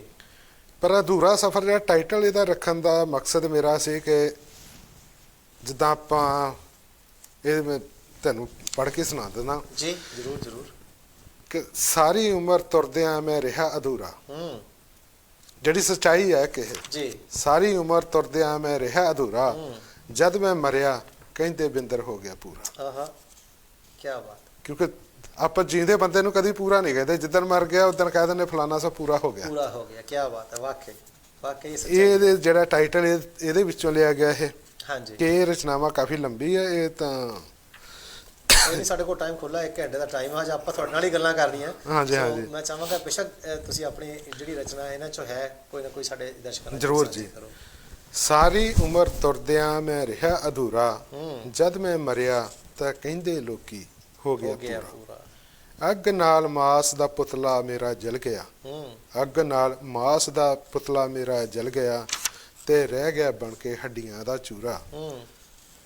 ਮੇਰੀਆਂ ਅੱਖਾਂ ਮੂਹਰੇ ਉਜੜ ਗਏ, ਮੇਰੀਆਂ ਅੱਖਾਂ ਮੂਹਰੇ ਉਜਾੜ ਗਏ ਪੰਛੀ ਖੇਤ ਚੁੱਕ ਕੇ, ਲੱਗੀ ਉਮਰ ਦੇ ਵਾਂਗ ਹੁਣ ਮੈਂ ਕੱਲਾ ਬਹਿ ਕੇ ਝੂਰਾ। ਸਾਰੀ ਉਮਰ ਤੁਰਦਿਆਂ ਰਿਹਾ ਮੇਰਾ ਸਫ਼ਰ ਅਧੂਰਾ, ਜਦ ਮੈਂ ਮਰਿਆ ਤਾਂ ਕਹਿੰਦੇ ਲੋਕੀ ਹੋ ਗਿਆ ਪੂਰਾ। ਇਸੇ ਹੀ ਦੇ ਵਿੱਚ ਕਾਵਿ ਸੰਗ੍ਰਹਿ ਦੇ ਵਿੱਚ ਬੜਾ ਹੀ ਇੱਕ ਧੀਆਂ ਵਾਸਤੇ ਰਚਨਾਵਾਂ ਜੀ। ਧੀ ਦਿੱਤੀ ਤੈਨੂੰ ਰੱਬ ਨੇ ਇੱਕ ਅਨਮੋਲ ਤੋਹਫਾ, ਫੁੱਲਾਂ ਵਾਂਗੂ ਲਈ ਇਹਨੂੰ ਤੂੰ ਪਾਲ ਸੱਜਣਾ। ਕੀ ਬਾਤ ਹੈ। ਵੇਖੀ ਅੱਖ ਭਰ ਕੇ ਕਦੇ ਨਾ ਡੁੱਲੇ ਇਹਦੀ, ਹਰ ਵਕਤ ਰੱਖੀ ਤੂੰ ਇਹਦਾ ਖਿਆਲ ਸੱਜਣਾ। ਬੜੀ ਕੋਮਲ ਤੇ ਹੈ ਇਹ ਪਰੀਆਂ ਵਰਗੀ, ਦਿਲ ਦੇ ਟੁਕੜੇ ਨੂੰ ਲਈ ਤੂੰ ਸੰਭਾਲ ਸੱਜਣਾ। ਤੇਰਾ ਵੇਖ ਕੇ ਦਿਲੋਂ ਧੀ ਨਾਲ ਮੋਹ ਪਿਆ, ਰਹੂ ਰੱਬ ਵੀ ਤੇਰੇ ਤੇ ਸਦਾ ਦਿਆਲ ਸੱਜਣਾ। ਜਿਹੜੇ ਕਰਦੇ ਨੇ ਕੁੱਖਾਂ ਵਿੱਚ ਕਤਲ ਧੀਆਂ ਦਾ, ਬਣ ਜਾਈ ਉਹਨਾਂ ਲਈ ਤੂੰ ਮਿਸਾਲ ਸੱਜਣਾ, ਬਣ ਜਾਈ ਤੂੰ ਉਹਨਾਂ ਲਈ ਮਿਸਾਲ ਸੱਜਣਾ। ਕੀ ਬਾਤ ਹੈ ਬਿੰਦਰ ਭਾਜੀ, ਵਾਕਈ ਤੁਸੀਂ ਜਿਸ ਤਰ੍ਹਾਂ ਜ਼ਿਕਰ ਕੀਤਾ ਕਿ ਇਹਦੇ ਵਿੱਚ ਹਰ ਰੰਗ ਭਰਿਆ ਹੈ, ਔਰ ਜਿਸ ਤਰ੍ਹਾਂ ਇਹ ਵੀ ਜ਼ਿਕਰ ਕੀਤਾ ਕਿ ਇਨਸਾਨ ਦੇ ਨਾਲ ਜਦੋਂ ਇਨਸਾਨ ਜੀਂਦਾ ਹੁੰਦਾ ਨਾ, ਤਾਂ ਉਦੋਂ ਆਪਾਂ ਕਹਿ ਦਿੰਦੇ ਯਾਰ ਕੋਈ ਨਹੀਂ, ਹਲੇ ਬਿੰਦਰ ਇੱਦਾਂ ਹੈ ਜਾਂ ਢੱਕ ਇੱਦਾਂ ਆ, ਆਪਾਂ ਉਹਨੂੰ ਕਦੀ ਵੀ ਮੁਕੰਮਲ ਨਹੀਂ, ਪੂਰਾ ਨਹੀਂ ਕਹਿੰਦੇ। ਲੇਕਿਨ ਜਦੋਂ ਉਹ ਚਲੇ ਜਾਂਦਾ ਨਾ, ਫਿਰ ਆਪਾਂ ਕਹੀਦਾ ਯਾਰ ਉਹ ਤਾਂ ਪੂਰਾ ਹੋ ਗਿਆ। ਔਰ ਵਾਕਈ ਸੱਚਾਈ ਹੈ, ਇਹ ਗੱਲ ਬਿਲਕੁਲ ਸੱਚ ਹੈ। ਜਿਸ ਤਰ੍ਹਾਂ ਆਪਾਂ ਕਹੀ ਨਾ, ਜਿੱਦਾਂ ਸੋਨਾ ਖਰਾ ਹੁੰਦਾ ਨਾ, ਉਹ ਉਸ ਤਰ੍ਹਾਂ ਇਹ ਗੱਲ ਹੈਗੀ ਹੈ ਕਿ ਜਦੋਂ ਬੰਦਾ ਪੂਰਾ ਹੋ ਜਾਂਦਾ, ਫਿਰ ਆਪਾਂ ਕਹਿੰਦੇ ਹਾਂ ਯਾਰ ਬੰਦਾ ਪੂਰਾ ਹੋ ਗਿਆ। ਫਿਰ ਆਪਾਂ ਨਾਂ ਵੀ ਨਹੀਂ ਲੈਂਦੇ, ਫਿਰ ਆਪਾਂ ਬੰਦਾ ਹੀ ਕਹੀਦਾ ਜਾਂ ਕਿਹਦਾ ਬੋਡੀ, ਇਹਨਾਂ ਦੀ ਬੋਡੀ ਨੂੰ ਲੈ ਚੱਲੋ, ਹੁਣ ਇੱਥੋਂ ਆਪਾਂ ਲੈ ਜਾਈਏ। ਜਦ ਤੱਕ ਜੀਂਦੇ ਆ, ਸਵਾਸ ਚੱਲਦੇ ਆ, ਉਦੋਂ ਤੱਕ ਤਾਂ ਨਾਂ ਆਪਣਾ ਚੱਲਦਾ, ਲੇਕਿਨ ਉਸ ਤੋਂ ਬਾਅਦ ਫਿਰ ਨਾਂ ਵੀ ਨਹੀਂ ਲੋਕੀ ਲੈਂਦੇ। ਫਿਰ ਇਹੀ ਕਹਿੰਦੇ ਆ ਇਹਨਾਂ ਦੀ ਬੋਡੀ ਨੂੰ ਲੈ ਚੱਲੋ ਅਤੇ ਇਹਨਾਂ ਨੂੰ ਦਫਨ ਕਰੀ ਆਈਏ, ਜਾਂ ਉਹ ਬੰਦਾ ਪੂਰਾ ਹੋ ਗਿਆ। ਬਿੰਦਰ ਭਾਜੀ, ਵਾਕਈ ਤੁਹਾਡੀ ਸੋਚ ਨੂੰ ਸਲਾਮ ਹੈ, ਬਹੁਤ ਵਧੀਆ ਤੁਸੀਂ ਲਿਖਿਆ ਇਹਦੇ ਵਿੱਚ। ਔਰ ਧੀਆਂ ਦਾ ਵੀ ਜਿਸ ਤਰ੍ਹਾਂ ਜ਼ਿਕਰ ਕੀਤਾ, ਉਹ ਵਾਕਈ ਸਾਨੂੰ ਇਹ ਮਿਸਾਲ ਬਣਾਉਣੀ ਚਾਹੀਦੀ ਹੈ ਕਿ ਅਸੀਂ ਜਦੋਂ ਧੀਆਂ ਹੋਣ, ਅਤੇ ਜਿਸ ਤਰ੍ਹਾਂ ਲੋਹੜੀ ਆਪਾਂ ਮੁੰਡਿਆਂ ਦੀ ਦਿੰਦੇ ਆ ਨਾ, ਅਸੀਂ ਤਾਂ ਇਹੀ ਜ਼ਿਕਰ ਕਰਾਂਗੇ। ਅਸੀਂ ਇਸ ਸ਼ੋਅ 'ਚ ਲੋਹੜੀ ਇੱਕ ਵਾਰੀ ਪ੍ਰੋਗਰਾਮ ਕੀਤਾ ਸੀ ਅਸੀਂ, ਮੈਂ ਤੁਹਾਨੂੰ ਦੱਸ ਦੇਵਾਂ, ਔਰ ਉਹਦੇ ਵਿੱਚ ਅਸੀਂ ਧੀਆਂ ਦੀ ਲੋਹੜੀ ਰੱਖਿਆ ਸੀ। ਬਿਲਕੁਲ ਕਿ ਮੁੰਡਿਆਂ ਦੀ ਲੋਹੜੀ ਤਾਂ ਸਾਰੇ ਮਨਾਉਂਦੇ ਆ, ਪਰ ਧੀਆਂ ਦੀ ਲੋਹੜੀ ਵੀ ਮਨਾਉਣੀ ਚਾਹੀਦੀ ਹੈ। ਔਰ ਵਾਕਈ ਇਹ ਗੱਲ ਮੰਨਣੀ ਪੈਣੀ ਹੈ ਕਿ ਸਾਨੂੰ ਧੀਆਂ ਨੂੰ ਵੀ ਉਨਾ ਹੀ ਮਾਣ ਦੇਣਾ ਚਾਹੀਦਾ ਜਿੰਨਾ ਅਸੀਂ ਪੁੱਤਰਾਂ ਨੂੰ ਦਿੰਦੇ ਹਾਂ। ਔਰ ਵੈਸੇ ਧੀਆਂ ਜਿਹੜੀਆਂ ਉਹ ਜ਼ਿਆਦਾ ਦੁੱਖ ਦੇਖਦੀਆਂ ਨੇ ਪੁੱਤਰਾਂ ਨਾਲੋਂ, ਇਹ ਸਾਨੂੰ ਸਾਰਿਆਂ ਨੂੰ ਪਤਾ ਹੈ। ਸੋ ਧੀਆਂ ਨੂੰ ਕੁੱਖਾਂ 'ਚ ਨਾ ਮਾਰੋ, ਸਾਡੀ ਸਾਰਿਆਂ ਦੀ ਇਹੀ ਬੇਨਤੀ ਹੈ ਉਹਨਾਂ ਮਾਂ ਪਿਓ ਮੋਰੇ ਜਿਹੜੇ ਧੀਆਂ ਨੂੰ ਕੁੱਖਾਂ 'ਚ ਮਾਰ ਦਿੰਦੇ ਆ, ਕਿ ਉਹਨਾਂ ਨੂੰ ਨਾ ਮਾਰੋ, ਕਿਉਂਕਿ ਉਹਨਾਂ ਦੇ ਨਾਲ ਹੀ ਸਾਡਾ ਵੰਸ਼ ਚੱਲਦਾ ਹੈ। ਸਾਨੂੰ ਧੀਆਂ ਨਹੀਂ ਹੋਣਗੀਆਂ ਤਾਂ ਅਸੀਂ ਆਪਣੇ ਮੁੰਡੇ ਵਿਆਹਾਂਗੇ ਕਿੱਥੇ, ਇਹ ਸੋਚ ਆਪਾਂ ਨੂੰ ਜ਼ਰੂਰ ਰੱਖਣੀ ਚਾਹੀਦੀ ਹੈ। ਔਰ ਅਸੀਂ ਵੀ ਕਿਸੇ ਧੀ ਦੀ ਕੁੱਖ 'ਚੋਂ ਹੀ ਜਨਮ ਲਿਆ, ਜੇ ਇਹ ਗੱਲ ਸੋਚੀਏ ਤਾਂ ਫਿਰ ਸ਼ਾਇਦ ਆਪਣੀ ਸੋਚ ਨੂੰ ਆਪਾਂ ਬਦਲ ਸਕੀਏ। ਬਿੰਦਰ ਭਾਜੀ ਜੀ, ਅਧੂਰਾ ਸਫ਼ਰ 'ਚ ਤੁਸੀਂ ਕਈ ਰੰਗ ਪਰੋਏ, ਜਿਹਦੇ ਵਿੱਚ ਹੁਣ ਤੁਸੀਂ ਧੀ ਦਾ ਵੀ ਜ਼ਿਕਰ ਕੀਤਾ, ਜਾਂ ਹੋਰ ਇਹਦੇ ਵਿੱਚ ਕਿਹੜੇ ਕਿਹੜੇ ਰੰਗ ਸੀਗੇ? ਦੇਖੋ ਇਹਦੇ ਵਿੱਚ ਤਕਰੀਬਨ ਆਪਣੇ ਵੱਲੋਂ ਮੈਂ ਹਰ ਕੋਸ਼ਿਸ਼ ਕੀਤੀ ਕਿ ਹਰ ਰੰਗ ਇਹਦੇ ਵਿੱਚ ਹੋਵੇ ਜੀ। ਜਿੱਦਾਂ ਮੈਂ ਤੁਹਾਨੂੰ ਪਹਿਲਾਂ ਦੱਸਿਆ ਕਿ ਜ਼ਿਆਦਾ ਮੇਰਾ ਸੁਣਨ ਵਾਲੀ ਵੀ ਸਾਈਡ ਹੀ ਗੀਤ ਸੁਣਦਾ ਹੈ ਤੇ ਲਿਖਦਾ ਵੀ ਜ਼ਿਆਦਾ ਸਾਈਡ ਹੀ ਜੀ। ਲੇਕਿਨ ਸਾਈਡ ਇਸ ਕਰਕੇ ਲਿਖਦੇ ਜਾਂ ਸੁਣੀਦੇ ਹੈ ਕਿ ਸਾਈਡ ਗੀਤਾਂ ਦੇ ਵਿੱਚ ਸੱਚਾਈ ਹੁੰਦੀ ਆ ਜੀ। ਜੇ ਆਪਾਂ ਭੰਗੜੇ ਵਾਲੇ ਲੈ ਲਈਏ, ਉਹ ਠੀਕ ਆ, ਸੱਭਿਆਚਾਰ ਦਾ ਇੱਕ ਰੰਗ ਆ ਭੰਗੜਾ ਪਾਉਣਾ, ਬੰਦੂਕਾਂ ਜੇ ਚੱਕ ਲਈਏ, ਇਹ ਸੱਭਿਆਚਾਰ ਦਾ ਨਾ ਰੰਗ ਆ ਨਾ ਸਮਾਜ ਦਾ ਰੰਗ ਆ। ਵਾਕਈ ਕਿਸੇ ਵੀ ਗੀਤ ਦਾ ਜਿਹੜਾ ਸੈਡ ਆ ਉਹਦੇ ਪਿੱਛੇ ਕੋਈ ਨਾ ਕੋਈ ਕਹਾਣੀ ਜ਼ਰੂਰ ਹੁੰਦੀ ਹੈ ਜੀ। ਇਸ ਕਰਕੇ ਕੋਈ ਨਾ ਕੋਈ ਕਹਾਣੀ ਲੈ ਕੇ ਮੈਂ ਉਹ ਗੀਤ ਵੀ ਲਿਖਿਆ, ਕਵਿਤਾਵਾਂ ਲਿਖੀਆਂ। ਤਾਂ ਤਕਰੀਬਨ ਹੀ ਮੇਰੇ ਹਰ ਗੀਤ ਮੈਂ ਕਹੂੰਗਾ ਕਿ 95% ਮੇਰੇ ਗੀਤ ਵੀ ਸੈਡ ਹੀ ਸੀ। ਸੋ ਹੁਣ ਤੁਸੀਂ ਕੀ ਸੁਣਾਓਗੇ? ਸੈਡ ਸੁਣਾਓਗੇ? ਗੀਤ ਸੈਡ ਹੀ ਸੁਣਾਤੇ ਨੇ ਤੁਹਾਨੂੰ, ਕੋਈ ਗੱਲ ਨਹੀਂ। ਸੈਡ ਤੋਂ ਪਹਿਲਾਂ ਸੈਡ ਲਿਖਦੇ ਹੋ ਜਾਂ ਜੋ ਤੁਸੀਂ ਪਹਿਲਾਂ ਸੁਣਾਉਣਾ ਚਾਹੁੰਦੇ ਹੋ ਸੁਣਾ ਲਓ, ਕੋਈ ਗੱਲ ਨਹੀਂ। ਇੱਕ ਚੀਜ਼ ਮੈਂ ਜ਼ਰੂਰ ਸੁਣਾਉਣਾ ਚਾਹੂੰਗਾ ਕਿ ਆਪਾਂ ਜਿੱਦਾਂ ਪ੍ਰਦੇਸਾਂ ਦੇ ਵਿੱਚ ਬੈਠੇ ਹਾਂ, ਲੇਕਿਨ ਠੀਕ ਆਪਾਂ ਨੂੰ ਇੱਥੇ ਵਧੀਆ ਜ਼ਿੰਦਗੀ ਕਰਦੇ ਹਾਂ, ਬਤੀਤ ਕਰਦੇ ਹਾਂ, ਪਰ ਫਿਰ ਵੀ ਕਿਤੇ ਨਾ ਕਿਤੇ ਕੁਝ ਚੀਜ਼ਾਂ ਹੁੰਦੀਆਂ ਜਿਹੜੀਆਂ ਆਪਾਂ ਦਿਲ ਦੇ ਵਿੱਚ ਲੁਕੋ ਕੇ ਬੈਠੇ ਹੁੰਦੇ ਆ, ਉਹ ਆਪਾਂ ਨੂੰ ਭੁੱਲਦੀਆਂ ਨੇ ਜੀ। ਉਹ ਕੋਸ਼ਿਸ਼ ਕਰਦੇ ਕਿ ਆਪਾਂ ਨੂੰ ਲੱਭਣ। ਉਹੀ ਰੰਗ ਮੈਂ ਇੱਕ ਪੇਸ਼ ਕਰਦਾ ਜੀ। ਤੌੜੀ ਵਿੱਚ ਬਣੇ ਸਾਗ ਦਾ ਸਵਾਦ ਨਹੀਂ ਉਹ ਲੱਭਦਾ, ਤੌੜੀ ਵਿੱਚ ਬਣੇ ਸਾਗ ਦਾ ਸਵਾਦ ਨਹੀਂ ਉਹ ਲੱਭਦਾ, ਜਮਲੇ ਦੀ ਤੂਬੀ ਜਿਹਾ ਹੁਣ ਕਿਤੇੋਂ ਰਾਗ ਨਹੀਂ ਲੱਭਦਾ। ਕੀ ਬਾਤ ਹੈ, ਵਾਹ ਜੀ ਵਾਹ। ਹੁਣ ਫੈਸ਼ਨਾਂ ਦੇ ਉੱਤੇ ਡੁੱਲ ਗਈ ਇਹ ਦੁਨੀਆ ਸਾਰੀ, ਪਹਿਲਾਂ ਜਿਹਾ ਉਹ ਸਾਦਾ ਜਿਹਾ ਰਿਵਾਜ ਨਹੀਂ ਉਹ ਲੱਭਦਾ। ਕੀ ਬਾਤ। ਹੁਣ ਚੀਕ ਚਿਹਾੜਾ ਤੇ ਸ਼ੋਰ ਸ਼ਰਾਬਾ ਚਾਰੇ ਪਾਸੇ, ਅਲਗੋਜੇ ਤੂੰਬੀ ਤੇ ਰਬਾਬ ਵਰਗਾ ਉਹ ਸਾਜ ਨਹੀਂ ਉਹ ਲੱਭਦਾ। ਕੀ ਬਾਤ, ਵਾਹ। ਪਤਾ ਨਹੀਂ ਕਿੱਥੇ ਗੁੰਮ ਹੋ ਗਿਆ ਉਹ ਪੰਜਾਬ ਮੇਰਾ, ਪਤਾ ਨਹੀਂ ਕਿੱਥੇ ਗੁੰਮ ਹੋ ਗਿਆ ਉਹ ਪੰਜਾਬ ਮੇਰਾ, ਪਹਿਲਾਂ ਵਾਲਾ ਹੁਣ ਕਿਤੋਂ ਸੱਭਿਆਚਾਰ ਨਹੀਂ ਉਹ ਲੱਭਦਾ। ਕਦੇ ਰਹਿੰਦੇ ਸੀ ਜਿਹੜੇ ਇੱਕ ਦੂਜੇ ਦੇ ਦਰਦੀ ਬਣ ਕੇ, ਭਾਈਚਾਰਾ ਜਿੱਦਾਂ ਪਹਿਲਾਂ ਹੁੰਦਾ ਸੀ, ਕਦੇ ਰਹਿੰਦੇ ਸੀ ਜਿਹੜੇ ਇੱਕ ਦੂਜੇ ਦੇ ਦਰਦੀ ਬਣ ਕੇ, ਉਹ ਭੋਲਾ ਭਾਲਾ ਪਿੰਡਾਂ ਵਾਲਾ ਸਮਾਜ ਨਹੀਂ ਉਹ ਲੱਭਦਾ। ਕਿੱਥੇ ਗਿਆ ਉਹ ਵੇਲਾ ਜਦੋਂ ਹੁੰਦੇ ਸੀ ਜ਼ਬਾਨਾਂ ਨਾਲ ਸੌਦੇ, ਜ਼ਬਾਨਾਂ ਨਾਲ ਸੌਦੇ ਹੋ ਜਾਂਦੇ ਸੀ ਜੀ, ਆਪਾਂ ਆ ਜ਼ਮੀਨ ਲੈ ਲਈ ਤੇ ਲੈ ਲਈ, ਜ਼ਬਾਨ ਦੇ ਪੱਕੇ ਹੁੰਦੇ ਸੀ। ਪੱਕੇ। ਕਿੱਥੇ ਗਿਆ ਉਹ ਵੇਲਾ ਜਦੋਂ ਹੁੰਦੇ ਸੀ ਜ਼ਬਾਨਾਂ ਨਾਲ ਸੌਦੇ, ਫਿੱਕਾ ਪੈ ਗਿਆ ਇਹ ਪਹਿਲਾਂ ਵਰਗਾ ਉਹ ਇਤਬਾਰ ਨਹੀਂ ਉਹ ਲੱਭਦਾ।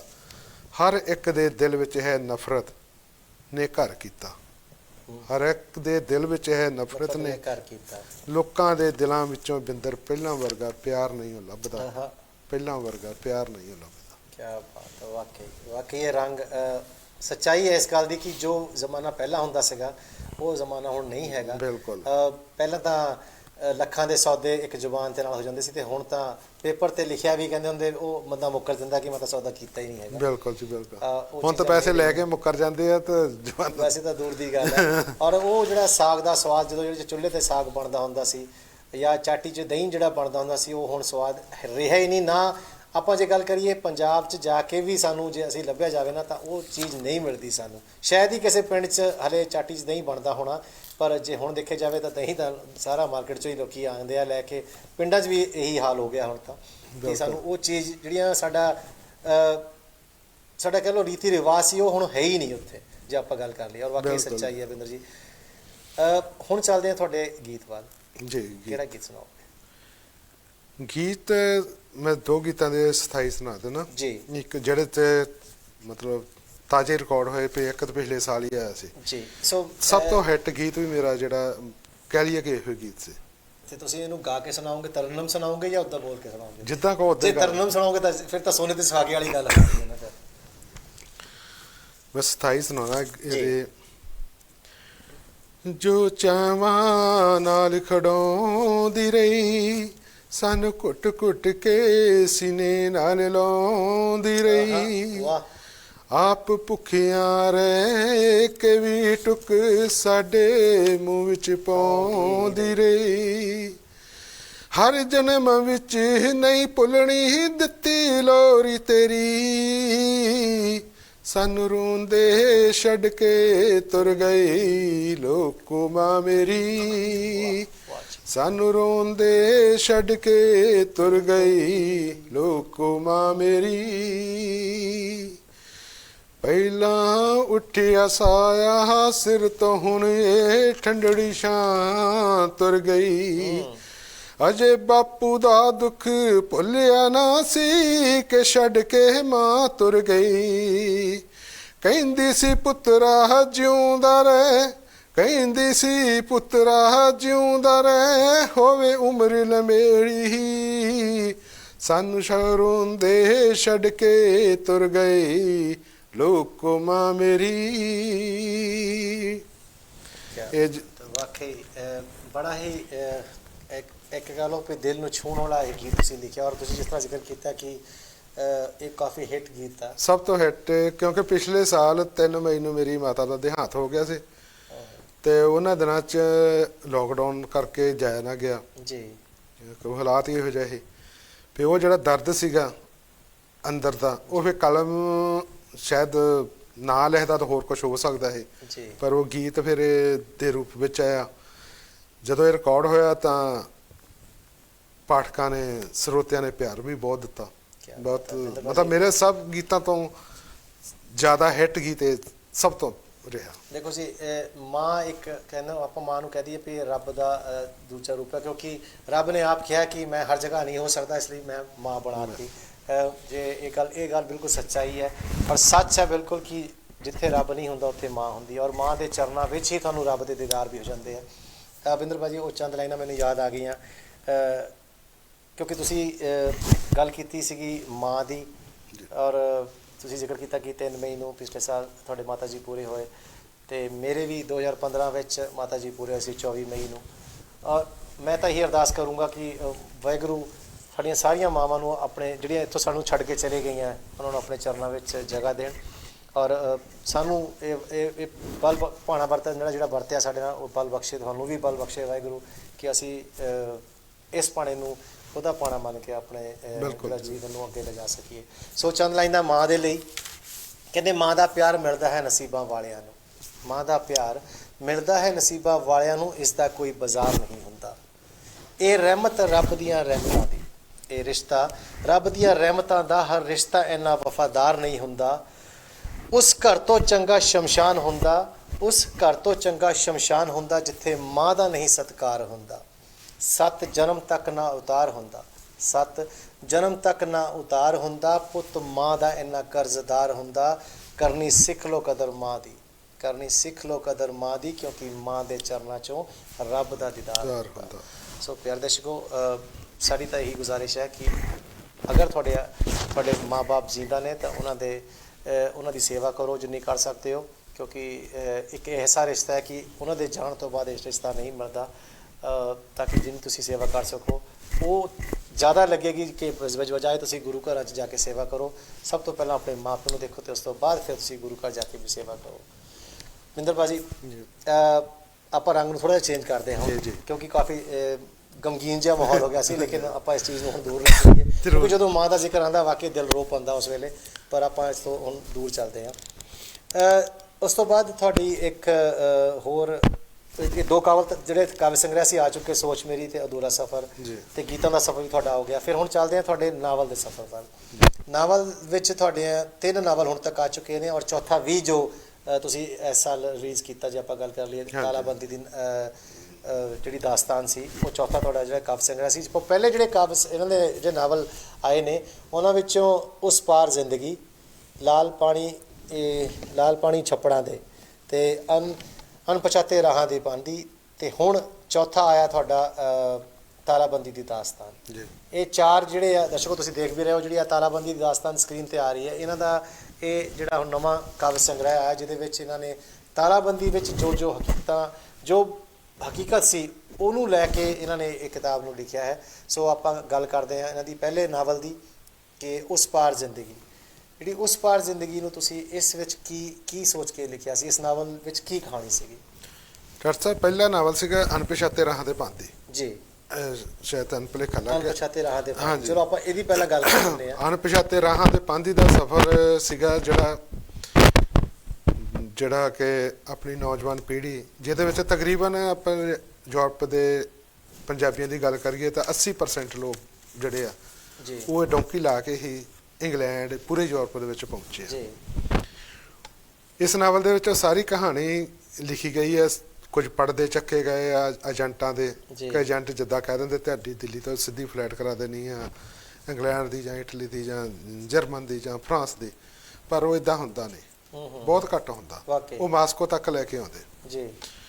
ਮਾਸਕੋ ਤੋਂ ਅੱਗੇ ਦਾ ਜਿਹੜਾ ਸਫ਼ਰ ਆ ਯੂਕਰੇਨ ਜਾਣਾ ਜਾਂ ਫਿਰ ਕੀਪ ਹੋ ਗਿਆ, ਇਹ ਤਾਂ ਉਹ ਤਾਂ ਅਮਰੀਕਾ ਦਾ ਚਲਾ ਗਿਆ ਨਾ। ਹਾਂਜੀ, ਅੱਛਾ, ਯੂਰਪ ਦਾ ਤੁਸੀਂ ਲਿਖ ਰਹੇ ਹਾਂ। ਹਾਂਜੀ, ਯੂਰਪ ਦਾ ਜੀ। ਇਹ ਕਿੱਦਾਂ ਫਿਰ ਦੂਜਾ ਕਿਹੜਾ ਇੱਕ ਰਸ਼ੀਆ ਦੇ ਜਿਹੜੇ ਛੋਟੇ ਛੋਟੇ ਦੇਸ਼ ਆ ਜੋ ਇਹਨਾਂ ਦੇ ਵਿੱਚ ਦੀ ਕਿੱਦਾਂ ਤੁਰ ਕੇ ਆਉਣਾ, ਬਰਫਾਂ ਦੇ ਵਿੱਚ ਦੀ ਕਿੱਦਾਂ ਆਉਣਾ, ਕਿੱਦਾਂ ਬੰਦੇ ਮੁੰਡੇ ਰਾਹ ਦੇ ਵਿੱਚ ਮਰ ਜਾਂਦੇ ਜਾਂ ਡੋਂਕਰ ਮਾਰ ਦਿੰਦੇ ਆ, ਜੇ ਕੋਈ ਫੱਟਰ ਹੋ ਗਿਆ ਨਹੀਂ ਤੁਰ ਹੁੰਦਾ ਮਾਰ ਦੇਣਾ।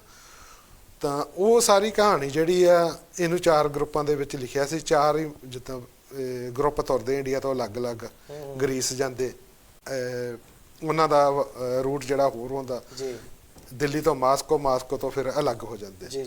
ਇਹਦਾ ਦੂਜਾ ਗਰੁੱਪ, ਤੀਜਾ, ਚੌਥਾ, ਇੰਗਲੈਂਡ ਤੱਕ ਇਹਨਾਂ ਦੀ ਪਹੁੰਚ ਕੀਤੀ ਸੀ ਵੀ ਕਿੱਦਾਂ ਟਰਾਲੀਆਂ ਵਿੱਚ ਜਾਣਾ, ਤਾਂ ਏਜੰਟਾਂ ਦੇ ਧੋਖਿਆਂ ਦੇ ਵਿੱਚ ਕਿੱਦਾਂ ਹੁੰਦੇ। ਇਹ ਮਤਲਬ ਸਾਰੀ ਜਿਹੜੇ ਪੜ੍ਹਦੇ ਕਿ ਇਸ ਨਾਵਲ ਨੇ ਲਾਏ ਸੀ। ਇਹ ਜਦੋਂ ਨਾਵਲ ਛਪ ਗਿਆ 2016 ਦੇ ਵਿੱਚ, ਤਾਂ ਪਹਿਲਾ ਹੀ ਨਾਵਲ ਜਿਹੜਾ ਜਦੋਂ ਛਪਿਆ, ਪਬਲਿਸ਼ ਹੋ ਗਿਆ, ਲੋਕਾਂ ਦੇ ਹੱਥਾਂ 'ਚ ਗਿਆ, ਤੇ ਮੇਰੀ ਖੁਸ਼ਕਿਸਮਤੀ ਆ ਕਿ ਮੈਨੂੰ ਪ੍ਰਵਾਨਗੀ ਲੋਕਾਂ ਨੇ ਦਿੱਤੀ ਇਸੇ ਨਾਵਲ ਤੇ। ਜੋ ਨਾਵਲ ਇਸੇ ਨਾਵਲ ਤੇ ਪ੍ਰਵਾਨਗੀ ਦਿੱਤੀ, ਤਾਂ ਤਕਰੀਬਨ ਮੈਂ ਕਹਿ ਸਕਦਾ ਕਿ ਨਾਵਲਕਾਰ ਹੋਣ ਦਾ ਜਿਹੜਾ ਮੈਨੂੰ ਮਾਣ ਸੀ ਇਸ ਨਾਵਲ ਨੇ ਦਿੱਤਾ, ਅਣਪਛਾਤੇ ਰਾਹਾਂ ਦੇ ਪਾਂਦੀ ਨੇ। ਇੱਕ ਜ਼ਿੰਮੇਵਾਰੀ ਵੀ ਨਾਲ ਇਸ ਨਾਵਲ ਨੇ ਦੇ ਦਿੱਤੀ ਕਿ ਜੇ ਤੈਨੂੰ ਹੁਣ ਨਾਵਲਕਾਰ ਬਣਾਇਆ ਹੀ ਆ, ਤੇ ਨਾਵਲਕਾਰ ਬਣਨਾ ਵੀ ਸੌਖਾ ਵਾ, ਪਰ ਉਹ ਤੇ ਟਿਕੇ ਰਹਿਣਾ ਬੜਾ ਔਖਾ। ਸਰ ਬਿੰਦਰ ਭਾਜੀ, ਇੱਕ ਕਾਲ ਆ ਗਈ, ਆਪਾਂ ਕਾਲ ਲੈ ਲਈ, ਉਸ ਤੋਂ ਬਾਅਦ ਫਿਰ ਆਪਾਂ ਤੁਹਾਡੇ ਅਗਲੇ ਨਾਵਲ ਦੀ ਗੱਲ ਕਰਾਂਗੇ। ਹਾਂਜੀ, ਸਤਿ ਸ਼੍ਰੀ ਅਕਾਲ ਜੀ। ਹੈਲੋ, ਸਤਿ ਸ਼੍ਰੀ ਅਕਾਲ ਜੀ। ਹਾਂਜੀ, ਸਤਿ ਸ਼੍ਰੀ ਅਕਾਲ ਜੀ। ਸਤਿ ਸ਼੍ਰੀ ਅਕਾਲ ਸਾਹਿਬ। ਸਤਿ ਸ਼੍ਰੀ ਅਕਾਲ। ਬਸ ਸਤਿ ਸ਼੍ਰੀ ਅਕਾਲ ਜੀ। ਕੌਣ ਭਾਜੀ ਬੋਲਦੇ ਜੀ? ਇਹ ਭਾਜੀ ਮੈਂ ਨਰਵੈਲ ਸਿੰਘ ਢਿੱਲੋਂ ਬੋਲਦਾ, ਇਟਲੀ ਤੋਂ। ਕੌਣ ਬੋਲ ਰਹੇ ਜੀ? ਨਰਵੈਲ ਸਿੰਘ ਢਿੱਲੋਂ ਬੋਲਦਾ, ਇਟਲੀ ਤੋਂ। ਹਾਂਜੀ ਹਾਂਜੀ, ਨਰਵੈਲ ਭਾਜੀ, ਜੀ ਆਇਆਂ ਨੂੰ ਜੀ। ਵਾਹ ਜੀ ਵਾਹ ਵਿੱਚ। ਹਾਂਜੀ, ਤੇ ਆ ਭਾਜੀ ਬਿੰਦਰ ਹੋਣੀ ਆਏ ਆ, ਤੇ ਬਹੁਤ ਵਧੀਆ ਇਨਸਾਨ ਆ, ਤੇ ਬਹੁਤ ਬਹੁਤ ਜੀ। ਸੋ ਨਿਰਵੈਰ ਸਾਹਿਬ ਤੁਸੀਂ ਕੀ ਬਿੰਦਰ ਭਾਜੀ ਆ ਕੇ ਤੁਹਾਡੀ ਗੱਲ ਸੁਣ ਰਹੇ ਨੇ ਉਹ ਵੀ ਹਾਂਜੀ ਹਾਂਜੀ। ਤੇ ਮੈਂ ਤਾਂ ਇਹੋ ਕਹਿੰਦਾ ਨਾ ਵੀ ਭਾਜੀ ਬਹੁਤ ਚੰਗੇ ਇਨਸਾਨ ਆ, ਬਹੁਤ ਹੀ ਵਧੀਆ ਰਾਈਟਰ ਆ ਜੀ ਤੇ ਵੀ ਬਹੁਤ ਵਧੀਆ ਹੋਇਆ ਅੱਜ KTV ਦੇ ਦੇਖ ਕੇ ਇਹਨਾਂ ਨੂੰ। ਤੇ ਮੈਂ ਵੀ ਜੋ ਕੁਝ ਲਿਖਣਾ ਸਿੱਖਿਆ, ਬਹੁਤ ਇਹਨਾਂ ਨੇ ਮੇਰੀ ਹੈਲਪ ਕੀਤੀ। ਮੈਂ ਵੀ ਜੋ ਵੀ ਲਿਖਿਆ ਇਹਨਾਂ ਦੀ ਸਿੱਖਿਆ ਨਾਲ ਲਿਖਿਆ। ਬਹੁਤ ਵਧੀਆ ਇਨਸਾਨ ਔਰ ਬਹੁਤ ਖੁਸ਼ੀ ਹੋਈ ਅੱਜ। ਸੋ ਨਿਰਵੈਰ ਸਿੰਘ ਜੀ, ਜਿੱਦਾਂ ਤੁਸੀਂ ਜ਼ਿਕਰ ਕੀਤਾ ਬੈਠਾ KTV ਤੇ ਜੀ, ਜਿਸ ਤਰ੍ਹਾਂ ਤੁਸੀਂ ਜ਼ਿਕਰ ਕੀਤਾ ਕਿ ਇਹ ਤੁਹਾਡੇ ਬਹੁਤ ਹੈਲਪ ਕੀਤੀ, ਲਿਖਣ 'ਚ ਵੀ ਬਹੁਤ ਮਦਦ ਕੀਤੀ ਹੈ। ਸੋ ਮੈਂ ਚਾਹਾਂਗਾ ਤੁਸੀਂ ਵੀ ਕੁਝ ਅਗਰ ਇਹਨਾਂ ਦੇ ਜ਼ਰੀਏ ਕੁਝ ਲਿਖਿਆ ਹੈ ਤਾਂ ਚੰਦ ਮਿੰਟਾਂ 'ਚ ਮਤਲਬ ਆਪਣੀ ਗੱਲ ਨੂੰ ਪੂਰੀ ਕਰ ਲਓ ਤਾਂ ਕਿ ਆਪਾਂ ਵੱਧ ਤੋਂ ਵੱਧ ਫਿਰ ਇਹਨਾਂ ਨੂੰ ਸੁਣ ਸਕੀਏ ਤੇ ਕੁਝ ਆਪਣਾ ਲਿਖਿਆ ਸੁਣਾ ਦਿਓ। ਤੇ ਮੈਂ ਹੁਣ ਕਾਪੀ ਕੋਲ ਨਹੀਂ ਜਾਂਦਾ, ਮੈਂ ਦੁਬਾਰਾ ਕਰਕੇ ਬਾਹਰ ਸੁਣਾਉਣਾ। ਤੁਸੀਂ ਜੇ ਭਾਜੀ ਬਿੰਦਰ ਨੂੰ ਪਤਾ ਹੀ ਸਾਰਾ ਤੁਸੀਂ ਜੀ, ਤੇ ਮੈਂ ਦੇਖੋ ਮੈਂ ਸੁਣਾ ਦੇਣਾ ਦੁਬਾਰਾ ਫਿਰ। ਹਾਂਜੀ ਹਾਂਜੀ ਕਰ ਲਿਓ, ਕੋਈ ਨਹੀਂ ਸੁਣਾ ਦਿਓ ਤੁਸੀਂ। ਠੀਕ ਹੈ। ਮੈਂ ਭਾਜੀ ਬਿੰਦਰ ਨੂੰ ਬਹੁਤ ਧੰਨਵਾਦ ਸਾਰਿਆਂ ਦਾ ਜੀ। ਥੈਂਕ ਯੂ ਜੀ, ਥੈਂਕ ਯੂ ਭਾਜੀ, ਥੈਂਕ ਯੂ ਜੀ। ਬਿੰਦਰ ਭਾਜੀ ਤੁਹਾਡੇ ਪਿਆਰ ਕਰਨ ਵਾਲੇ ਦੇਖ ਲਓ ਹੁਣ ਦੁਬਾਰਾ ਫੋਨ ਵੀ ਕਰ ਰਹੇ ਨੇ। ਬਿਲਕੁਲ ਜੀ, ਬਿਲਕੁਲ। ਬਹੁਤ ਖੁਦ ਵੀ ਇਹ ਬਹੁਤ ਵਧੀਆ ਇਨਸਾਨ ਨੇ। ਹਾਂਜੀ। ਤਾਂ ਕਹਿੰਦੇ ਕਿ ਕੱਲਾ ਬੰਦਾ ਕੁਝ ਵੀ ਨਹੀਂ ਕਰ ਸਕਦਾ ਜੀ, ਤਾਂ ਕੱਲਾ ਤਾਂ ਕਹਿੰਦੇ ਰੁੱਖ ਵੀ ਮਾੜਾ ਹੁੰਦਾ। ਵਾਕਈ ਕੱਲਾ ਬੰਦਾ ਫਿਰ ਤਾਂ ਤਕਰੀਬਨ ਮੈਨੂੰ ਪਿਛਲੇ 10 ਕੁ ਸਾਲ ਤੋਂ ਹੀ ਇੱਕ ਦੂਜੇ ਨਾਲ ਮਿਲੇ ਹੀ ਕਿ ਲਿਖਣ ਦਾ ਸ਼ੌਂਕ ਰੱਖਦੇ ਸੀ ਜੀ, ਪਰ ਜਦੋਂ ਕੋਈ ਸਹਾਰਾ ਦੇਣ ਵਾਲਾ ਨਹੀਂ ਸੀ ਜੀ। ਸਹਾਰਾ ਤਾਂ ਪਰਮਾਤਮਾ ਦਾ ਹੀ ਹੁੰਦਾ, ਬੰਦੇ ਨੇ ਕੀ ਦੇਣਾ ਜੀ। ਤੇ ਚਲੋ ਇੱਕ ਦੂਜੇ ਦੇ ਨਾਲ ਰਲ ਕੇ ਤੇ ਇਹਨਾਂ ਨੇ ਵੀ ਲਿਖਣਾ ਸ਼ੁਰੂ ਕੀਤਾ ਜੀ। ਤਾਂ ਕਾਫੀ ਤਕਰੀਬਨ ਇਹਨਾਂ ਦੇ ਵੀ ਗੀਤ ਰਿਕਾਰਡ ਹੋ ਗਏ ਹੁਣ ਤੱਕ ਤਾਂ।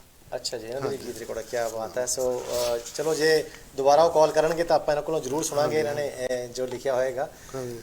ਬਿੰਦਰ ਭਾਜੀ, ਜਿਸ ਤਰ੍ਹਾਂ ਤੁਸੀਂ ਜ਼ਿਕਰ ਕੀਤਾ ਕਿ ਤੁਸੀਂ ਇਸ ਕਿਤਾਬ ਵਿੱਚ ਜੋ ਹਾਲਾਤ ਸਾਡੇ ਪੰਜਾਬ ਦੇ ਨੌਜਵਾਨਾਂ ਨਾਲ ਜੋ ਬੀਤਦੀ ਹੈ ਉਹ ਕਿਸ ਤਰ੍ਹਾਂ ਮਾਰੇ ਜਾਂਦੇ ਨੇ ਜਾਂ ਪਹੁੰਚਦੇ ਨੇ, ਕਿੰਨੇ ਮੁਸ਼ਕਿਲ ਹਾਲਾਤਾਂ 'ਚ ਨਿਕਲ ਕੇ ਇੱਥੇ ਪਹੁੰਚਦੇ ਨੇ, ਇਹ ਤੁਸੀਂ ਜੋ ਇਹਦੇ ਵਿੱਚ ਲਿਖਿਆ ਹੈਗਾ ਕੀ ਇਹ ਤੁਸੀਂ ਆਪ ਵੀ ਹੰਢਾਇਆ ਸੀ ਆਪਣੇ ਤੇ? ਨਹੀਂ ਜੀ, ਮੈਂ ਹੰਢਾਇਆ ਨਹੀਂ ਸੀਗਾ। ਪਰਮਾਤਮਾ ਦੀ ਮਿਹਰ ਰਹੀ ਕਿ ਮੈਂ ਜਦੋਂ ਵੀ ਜਿਸ ਵੀ ਕੰਟਰੀ 'ਚ ਗਿਆ ਬਾਈ ਏਅਰ ਹੀ ਗਿਆ ਜੀ। ਪਰ ਜਦੋਂ ਮੈਂ ਜਰਮਨ ਦੇ ਵਿੱਚ ਰਹਿੰਦਾ ਸੀ ਤਾਂ ਮੇਰੇ ਜੀਜਾ ਜੀ ਮੇਰੇ ਨਾਲ ਰਹਿੰਦੇ ਸੀ ਜੀ। ਅੱਜ ਤੋਂ ਇਸ ਦੁਨੀਆ 'ਚ ਨਹੀਂ। ਉਹ ਮਤਲਬ ਭਲੇ ਇਨਸਾਨ ਸੀ, ਉਹ ਮਦਦ ਬੜੀ ਕਰਦੇ ਸੀ ਜੀ। ਜੇ ਕਿਸੇ ਨੇ ਲਿਪਸਕ ਤੋਂ ਫੋਨ ਕਰ ਦੇਣਾ ਸਾਡਾ ਬੰਦਾ ਗੁਰਦੁਆਰੇ ਆਇਆ ਨਾ, ਡੋਂਕੀ ਲਾ ਕੇ ਪਹੁੰਚਿਆ ਤਾਂ ਉਹਨੂੰ ਲੈ ਆਓ, ਉਹ ਜੁਮਾ ਮੇਰਾ ਹੁੰਦਾ ਸੀ। ਅੱਛਾ। ਉਹਨਾਂ ਨੇ ਮੈਨੂੰ ਕਹਿ ਦੇਣਾ ਬਿੰਦਰ ਇੱਦਾਂ ਬੰਦਾ ਆਇਆ ਤਾਂ ਮੈਂ ਗੁਰੂ ਘਰ ਜਾਣਾ, ਉੱਥੋਂ ਬੰਦੇ ਨੂੰ ਲੈ ਆਉਣਾ ਜੀ। ਉੱਥੇ ਫਿਰ ਉਹਨਾਂ ਬੰਦਿਆਂ ਦੀ ਕਹਾਣੀ ਉਦੋਂ ਠੀਕ ਆ, ਮੈਂ ਲਿਖਦਾ ਨਹੀਂ, ਨਾਵਲ ਨਹੀਂ ਲਿਖਦਾ, ਉਹਨਾਂ ਦੀ ਕਹਾਣੀ ਸੁਣਨੀ ਜੀ। ਜੋ ਕਹਾਣੀ ਸੁਣਨੀ ਤਾਂ ਕਿਸੇ ਨੇ ਕਹਿਣਾ ਮੈਂ 2 ਸਾਲ ਬਾਅਦ ਪਹੁੰਚਾ, ਕਿਸੇ ਨੇ ਕਹਿਣਾ ਸਾਲ ਬਾਅਦ, ਦੁੱਖ ਹੋਣਾ, ਕਿਸੇ ਨੇ ਕਹਿਣਾ ਸਾਲ ਹੋ ਗਿਆ ਰੋਟੀ ਨਹੀਂ ਖਾਧੀ। ਫਿਰ ਉਹਨਾਂ ਨੂੰ ਰੋਟੀ ਜਿੱਦਾਂ ਸਭ ਉਹ ਕਿਤੇ ਨਾ ਕਿਤੇ ਮਤਲਬ ਗੰਢ ਉੱਥੋਂ ਸ਼ੁਰੂ ਹੋ ਗਿਆ ਇਹ ਸਫ਼ਰ ਲਿਖਣ ਦਾ ਸਫ਼ਰ ਉੱਥੋਂ ਹੋ ਗਿਆ ਇਹ। ਪਰ ਉਹਨੂੰ ਜਿੱਦਾਂ ਨਾ ਕਦੇ ਫਸਲ ਬੀਜੀ ਜਾਂਦੀ ਆ, ਵੱਢਣ ਨੂੰ ਟਾਈਮ ਲੱਗਦਾ ਜੀ। ਉਹ ਫਸਲ ਉੱਥੋਂ ਬੀਜੀ ਗਈ ਸੀ, ਵੱਢੇ ਜਾ ਕੇ 2016 ਚ ਹੋਈ, 16 ਚ ਹੋਈ। ਫਿਰ ਜਦੋਂ 16 ਚ ਵੱਢ ਹੋਈ ਤਾਂ ਫਿਰ ਵਾਢੀ ਹੋ ਗਈ। ਫਿਰ ਵੱਢ ਨਹੀਂ ਹੋਈ, ਮਤਲਬ ਕਹਾਂਗਾ ਕਿ ਉਹ ਜਿੱਦਾਂ ਕਹਿੰਦੇ ਨਾ ਵੀ ਉੱਪਰੋਂ ਆਪਾਂ ਵੱਢ ਦਈਏ ਲੇਕਿਨ ਫੇਰ ਫੁੱਲ ਉੱਗ ਜਾਂਦੇ ਆ, ਉਹ ਚੀਜ਼ ਫਿਰ ਉਹ ਵੱਧਦੀ ਰਹੀ ਕਹਾਂ ਫੁੱਟਦੀ ਰਹੀ ਬਸ ਫਿਰ। ਹਾਂਜੀ। ਬਿੰਦਰ ਭਾਜੀ, ਤੁਸੀਂ ਇਸ ਤੋਂ ਬਾਅਦ ਫਿਰ ਦੂਸਰੀ ਥੋੜੀ ਨਾਵਲ ਕਿਹੜੀ ਆਈ ਸੀਗੀ? ਉਸ ਤੋਂ ਬਾਅਦ ਫਿਰ ਤਕਰੀਬਨ ਇੱਕ ਇਹ ਵੀ ਮੇਰੀ ਰਿਹਾ ਪ੍ਰਮਾਤਮਾ ਵੱਲੋਂ ਮੇਰੇ ਕਿ ਨਾਵਲ ਛਪਣ ਤੋਂ ਪਹਿਲਾਂ ਹਾਂਜੀ ਮੇਰਾ ਅਗਲਾ ਨਾਵਲ ਤਿਆਰ ਹੁੰਦਾ। ਕੀ ਬਾਤ। ਜਦੋਂ ਇਹ ਨਾਵਲ ਭੇਜਿਆ ਸੀ ਮੇਰਾ ਲਾਲ ਪਾਣੀ ਛਪਣਾ ਦੇ ਨਾਵਲ ਤਿਆਰ ਸੀ। ਅੱਛਾ ਜੀ। ਉਹਦੇ ਵਿੱਚ 1947 1920 ਤੋਂ ਕਹਾਣੀ ਸ਼ੁਰੂ ਕਰਕੇ ਇੱਕ ਬਜ਼ੁਰਗ ਦੀ ਜੀ ਉਹ 2016 ਤੱਕ ਲਿਆਉਂਦੇ। ਉਹ ਮਤਲਬ ਬੰਦਾ ਜਾ ਕੇ 95-96 ਸਾਲ ਦਾ ਹੋ ਕੇ ਪੂਰਾ ਹੁੰਦਾ, ਉਹ ਆਪਣੇ ਪੁਰਾਣੀ ਕਹਾਣੀ ਜਿਹੜੀ ਨਾ ਆਪਣੇ ਪਾਕਿਸਤਾਨ ਦੀ ਉਹ ਸੁਣਾਉਂਦਾ ਕਿ ਕਿੱਦਾਂ ਕਿੱਦਾਂ ਸਾਡਾ ਪਰਿਵਾਰ ਸਰਦਾਰਾਂ ਦਾ ਹੁੰਦਾ। ਸਰਦਾਰ ਕਹਿੰਦੇ ਸੀ ਸਾਨੂੰ, ਸਰਦਾਰਾਂ ਦੀ ਹਵੇਲੀ 50-60 ਮੱਝਾਂ ਹੁੰਦੀਆਂ, ਪਰ ਜਦੋਂ ਮੈਂ ਕਹਿੰਦਾ ਪੰਜਾਬ ਇੱਥੇ ਆਇਆ ਸੀ ਕੁਛ ਵੀ ਨਹੀਂ, ਪਾਟੇ ਕੱਪੜੇ ਪਾ ਕੇ ਆਇਆ ਸੀ, ਸਾਰਾ ਪਰਿਵਾਰ ਵੰਡ ਦਿੱਤਾ ਗਿਆ ਸੀ। ਸੋ ਉਹਦੇ ਵਿੱਚ ਤੁਸੀਂ ਪੰਜਾਬ ਦੀ ਵੰਡ ਜਾਂ ਹਿੰਦੁਸਤਾਨ ਦੀ ਵੰਡ ਨੂੰ ਜੇ ਆਪਾਂ ਗੱਲ ਵੰਡ ਨੂੰ ਮਤਲਬ ਉਹਦੇ ਵਿੱਚ ਸਾਰਾ ਉਹਦਾ ਵਰਤਾਂਤ ਉੱਥੇ ਸੀਗਾ ਸਾਰਾ ਹੀ। ਉਹ ਵੰਡ ਤੋਂ ਫਿਰ ਵਿੱਚ 84 ਦਾ ਉਹ ਦੱਸਦਾ ਕਿੱਦਾਂ ਕਿੱਦਾਂ ਇਹ ਸਾਰੀਆਂ ਗੱਲਾਂ ਉਹਦੇ ਵਿੱਚ ਨਾਵਲ ਦੇ ਵਿੱਚ ਆਈਆਂ ਨੇ। ਸੋ ਮਤਲਬ ਉਹਨਾਂ ਨੇ ਉਹ ਜਿਹੜੇ 84 ਦੇ ਦੰਗੇ ਹੋਏ ਜਾਂ ਆਪਾਂ 1920 ਤੋਂ ਬਾਅਦ 1947 ਵਿੱਚ ਜਿਹੜੀ ਵੰਡ ਹੋਈ ਆ ਉਹ ਸਾਰਾ ਉਹਨਾਂ ਨੇ ਆਪਣੇ ਆਪ ਹੰਢਾਇਆ ਸੀ। ਉਹਨਾਂ ਆਪਣੇ ਆਪ ਹੰਢਾਇਆ ਸੀ ਤੇ ਆਪਣੇ ਗਾਂ ਪੋਤਿਆਂ ਨੂੰ ਪੜਪੋਤਿਆਂ ਨੂੰ ਦੱਸਦੇ ਆ ਵੀ ਮੈਂ ਆਹ ਚੀਜ਼ਾਂ ਅੱਜ ਜੇ ਆਪਣੇ ਘਰ ਦੇ ਵਿੱਚ ਹਰ ਚੀਜ਼ ਹੈ ਆ, ਇਹ ਤੋਂ ਪਹਿਲਾਂ ਮੈਂ ਭੁੱਖਾ ਵੀ ਰਹਿ ਕੇ ਇੱਥੇ ਪਹੁੰਚਾ ਜੀ, ਚੱਪਲਾਂ ਤੋਂ ਬਗੈਰ ਨੰਗੇ ਪੈਰੀ ਪਹੁੰਚਿਆ, ਮੰਗ ਕੇ ਖਾਧਾ ਤੇ ਹੌਲੀ ਹੌਲੀ ਕਿੱਦਾਂ ਮਤਲਬ ਮੇਰਾ ਫਿਰ ਇੱਥੇ ਵਿਆਹ ਹੁੰਦਾ ਪਿਓਜ਼ਾਰੀ 200 ਪੰਨੇ ਦਾ ਹੈਗਾ ਨਾਵਲ ਜੀ। ਮਤਲਬ ਸਾਰੀ ਮਤਲਬ ਉਹ ਕਹਾਣੀ ਆਪਣੀ ਦੱਸਦਾ। ਮੇਰੇ ਭਾਜੀ ਇਸ ਤੋਂ ਪਹਿਲਾਂ ਮੈਂ ਅਗਲੇ ਨਾਵਲ ਵੱਲ ਚੱਲਾਂ, ਮੈਂ ਪੁੱਛਣਾ ਚਾਹੁੰਦਾ ਤੁਹਾਨੂੰ ਸਾਡੇ ਦਰਸ਼ਕ ਵੀ ਜੇ ਤੁਹਾਡੇ ਇਹ ਨਾਵਲ ਲੈਣਾ ਚਾਹਣ ਤਾਂ ਕਿੱਥੋਂ ਲੈ ਸਕਦੇ? ਇਹ ਜੀ ਇੱਥੇ ਇੰਗਲੈਂਡ ਦੇ ਵਿੱਚ ਵੀ ਕੁਝ ਕੁ ਕਾਪੀਆਂ ਦੀਆਂ ਹੈਗੀਆਂ। ਕਿਹਨਾਂ ਕੋਲ ਆ ਇਹ ਵੀ? ਜਾਂ ਤਾਂ ਮਤਲਬ ਸਾਡੇ ਦਰਸ਼ਕ ਸਾਨੂੰ ਪੁੱਛਣਗੇ ਤਾਂ ਅਸੀਂ ਇਹ ਮੇਰੇ ਨਾਲ ਸਾਨੂੰ ਤੁਸੀਂ ਦੱਸ ਦਿਓ ਤਾਂ ਅਸੀਂ ਉਹਨਾਂ ਨੂੰ ਕਹਿ ਦਾਂਗੇ ਤੁਸੀਂ ਉੱਥੋਂ ਲੈ ਲਓ, ਜਾਂ ਕੁਝ ਕਾਪੀਆਂ ਸਾਡੇ ਇੱਥੇ ਲਿਆ ਦਿਓ ਸਟੂਡੀਓ 'ਚ। ਕੋਈ ਨਹੀਂ, ਇੱਥੇ ਤੁਹਾਡੇ ਕਾਪੀਆਂ ਇੱਥੇ ਪਹੁੰਚਦੀਆਂ ਕਰ ਦਾਂਗੇ ਜੀ। ਸੋ ਪਿਆਰੇ ਦਰਸ਼ਕੋ, ਅਗਰ ਜਿਸ ਤਰ੍ਹਾਂ ਮੈਂ ਜ਼ਿਕਰ ਕੀਤਾ ਕਿ ਅਗਰ ਤੁਸੀਂ ਇਹਨਾਂ ਦੇ ਨਾਵਲ ਪੜ੍ਹਨਾ ਚਾਹੁੰਦੇ ਹੋ, ਕਿਉਂਕਿ ਇਹ ਵਾਕਈ ਨਾਵਲ ਪੜ੍ਹਨ ਵਾਲੇ ਆ, ਮੈਂ ਐਵੇਂ ਨਹੀਂ ਕਹਿ ਰਿਹਾ, ਇਸ ਨਾਵਲ ਨੂੰ ਤੁਸੀਂ ਪੜ੍ਹੋ ਕਿਉਂਕਿ ਇਹਦੇ ਵਿੱਚ ਜ਼ਿੰਦਗੀ ਦੇ ਤੁਹਾਨੂੰ ਸਾਰੇ ਰੰਗ ਮਿਲ ਜਾਣੇ ਆ। ਹੁਣ ਤੁਸੀਂ ਆਪ ਹੀ ਸੁਣ ਲਿਆ ਇਹਨਾਂ ਦੇ ਜ਼ਰੀਏ ਕਿ ਕਿਸ ਤਰ੍ਹਾਂ ਉਹ ਵੰਡ 1920 ਤੋਂ ਲੈ ਕੇ 2016 ਤੱਕ ਜੋ ਉਸ ਬਜ਼ੁਰਗ ਨੇ ਹੰਢਾਇਆ ਆਪਣੇ ਸਰੀਰ ਤੇ, ਉਹ ਸਾਰਾ ਉਹਨਾਂ ਨੇ ਇਸ ਨਾਵਲ ਵਿੱਚ 200 ਪੰਨੇ ਦਾ ਜਿਹੜਾ ਨਾਵਲ ਸੀ ਉਹ 'ਚ ਲਿਖਿਆ। ਉਸ ਤੋਂ ਪਹਿਲਾਂ ਜਿਹੜੇ ਸਾਡੇ ਨੌਜਵਾਨ ਵੀਰ ਜਾਂ ਬੱਚੇ ਆਉਂਦੇ ਆ ਡੋਂਕੀਆਂ ਲਾ ਕੇ ਜਾਂ ਜਿਸ ਤਰ੍ਹਾਂ ਵੀ ਇਲੀਗਲ ਵੇ 'ਤੇ ਆਉਂਦੇ ਆ, ਉਹ ਵੀ ਸਾਰਾ ਵਰਤਾਂਤ ਜਿਹੜਾ ਇਹਨਾਂ ਦੇ ਨਾਵਲਾਂ ਵਿੱਚ ਹੈ। ਅਤੇ ਨਾਲ ਨਾਲ ਜਿਹੜੀਆਂ ਇਹਨਾਂ ਦੀ ਕਿਤਾਬਾਂ ਨੇ ਜਿਹਦੇ ਵਿੱਚ ਆਪਾਂ ਇਹਨਾਂ ਨੂੰ ਕਾਵਿ ਸੰਗ੍ਰਹਿ ਸੀ, ਜੇ ਤੁਸੀਂ ਉਹ ਵੀ ਲੈਣਾ ਚਾਹੁੰਦੇ ਹੋ ਉਹ ਵੀ ਇਸ ਤਰ੍ਹਾਂ ਇਹਨਾਂ ਨੇ ਜ਼ਿਕਰ ਕੀਤਾ ਕਿ ਸਾਡੇ ਕੋਲ ਪਹੁੰਚ ਜਾਣੇ ਆ। ਸੋ ਤੁਸੀਂ ਸਾਤੋਂ ਸਟੂਡੀਓ 'ਚ ਵੀ ਲੈ ਸਕਦੇ ਨੇ ਜੀ। ਵਿੰਦਰ ਭਾਜੀ, ਉਸ ਤੋਂ ਬਾਅਦ ਤੁਹਾਡਾ ਤੀਸਰਾ ਨਾਵਲ ਜਿਹੜਾ ਆਇਆ ਉਹ ਸੀਗਾ ਉਸ ਪਾਰ ਜ਼ਿੰਦਗੀ। ਹਾਂਜੀ। ਉਸ ਪਾਰ ਜ਼ਿੰਦਗੀ 'ਚ ਕਿੱਥੇ ਦੀ ਜ਼ਿੰਦਗੀ ਦੇ ਜ਼ਿਕਰ ਕੀਤਾ ਤੁਸੀਂ?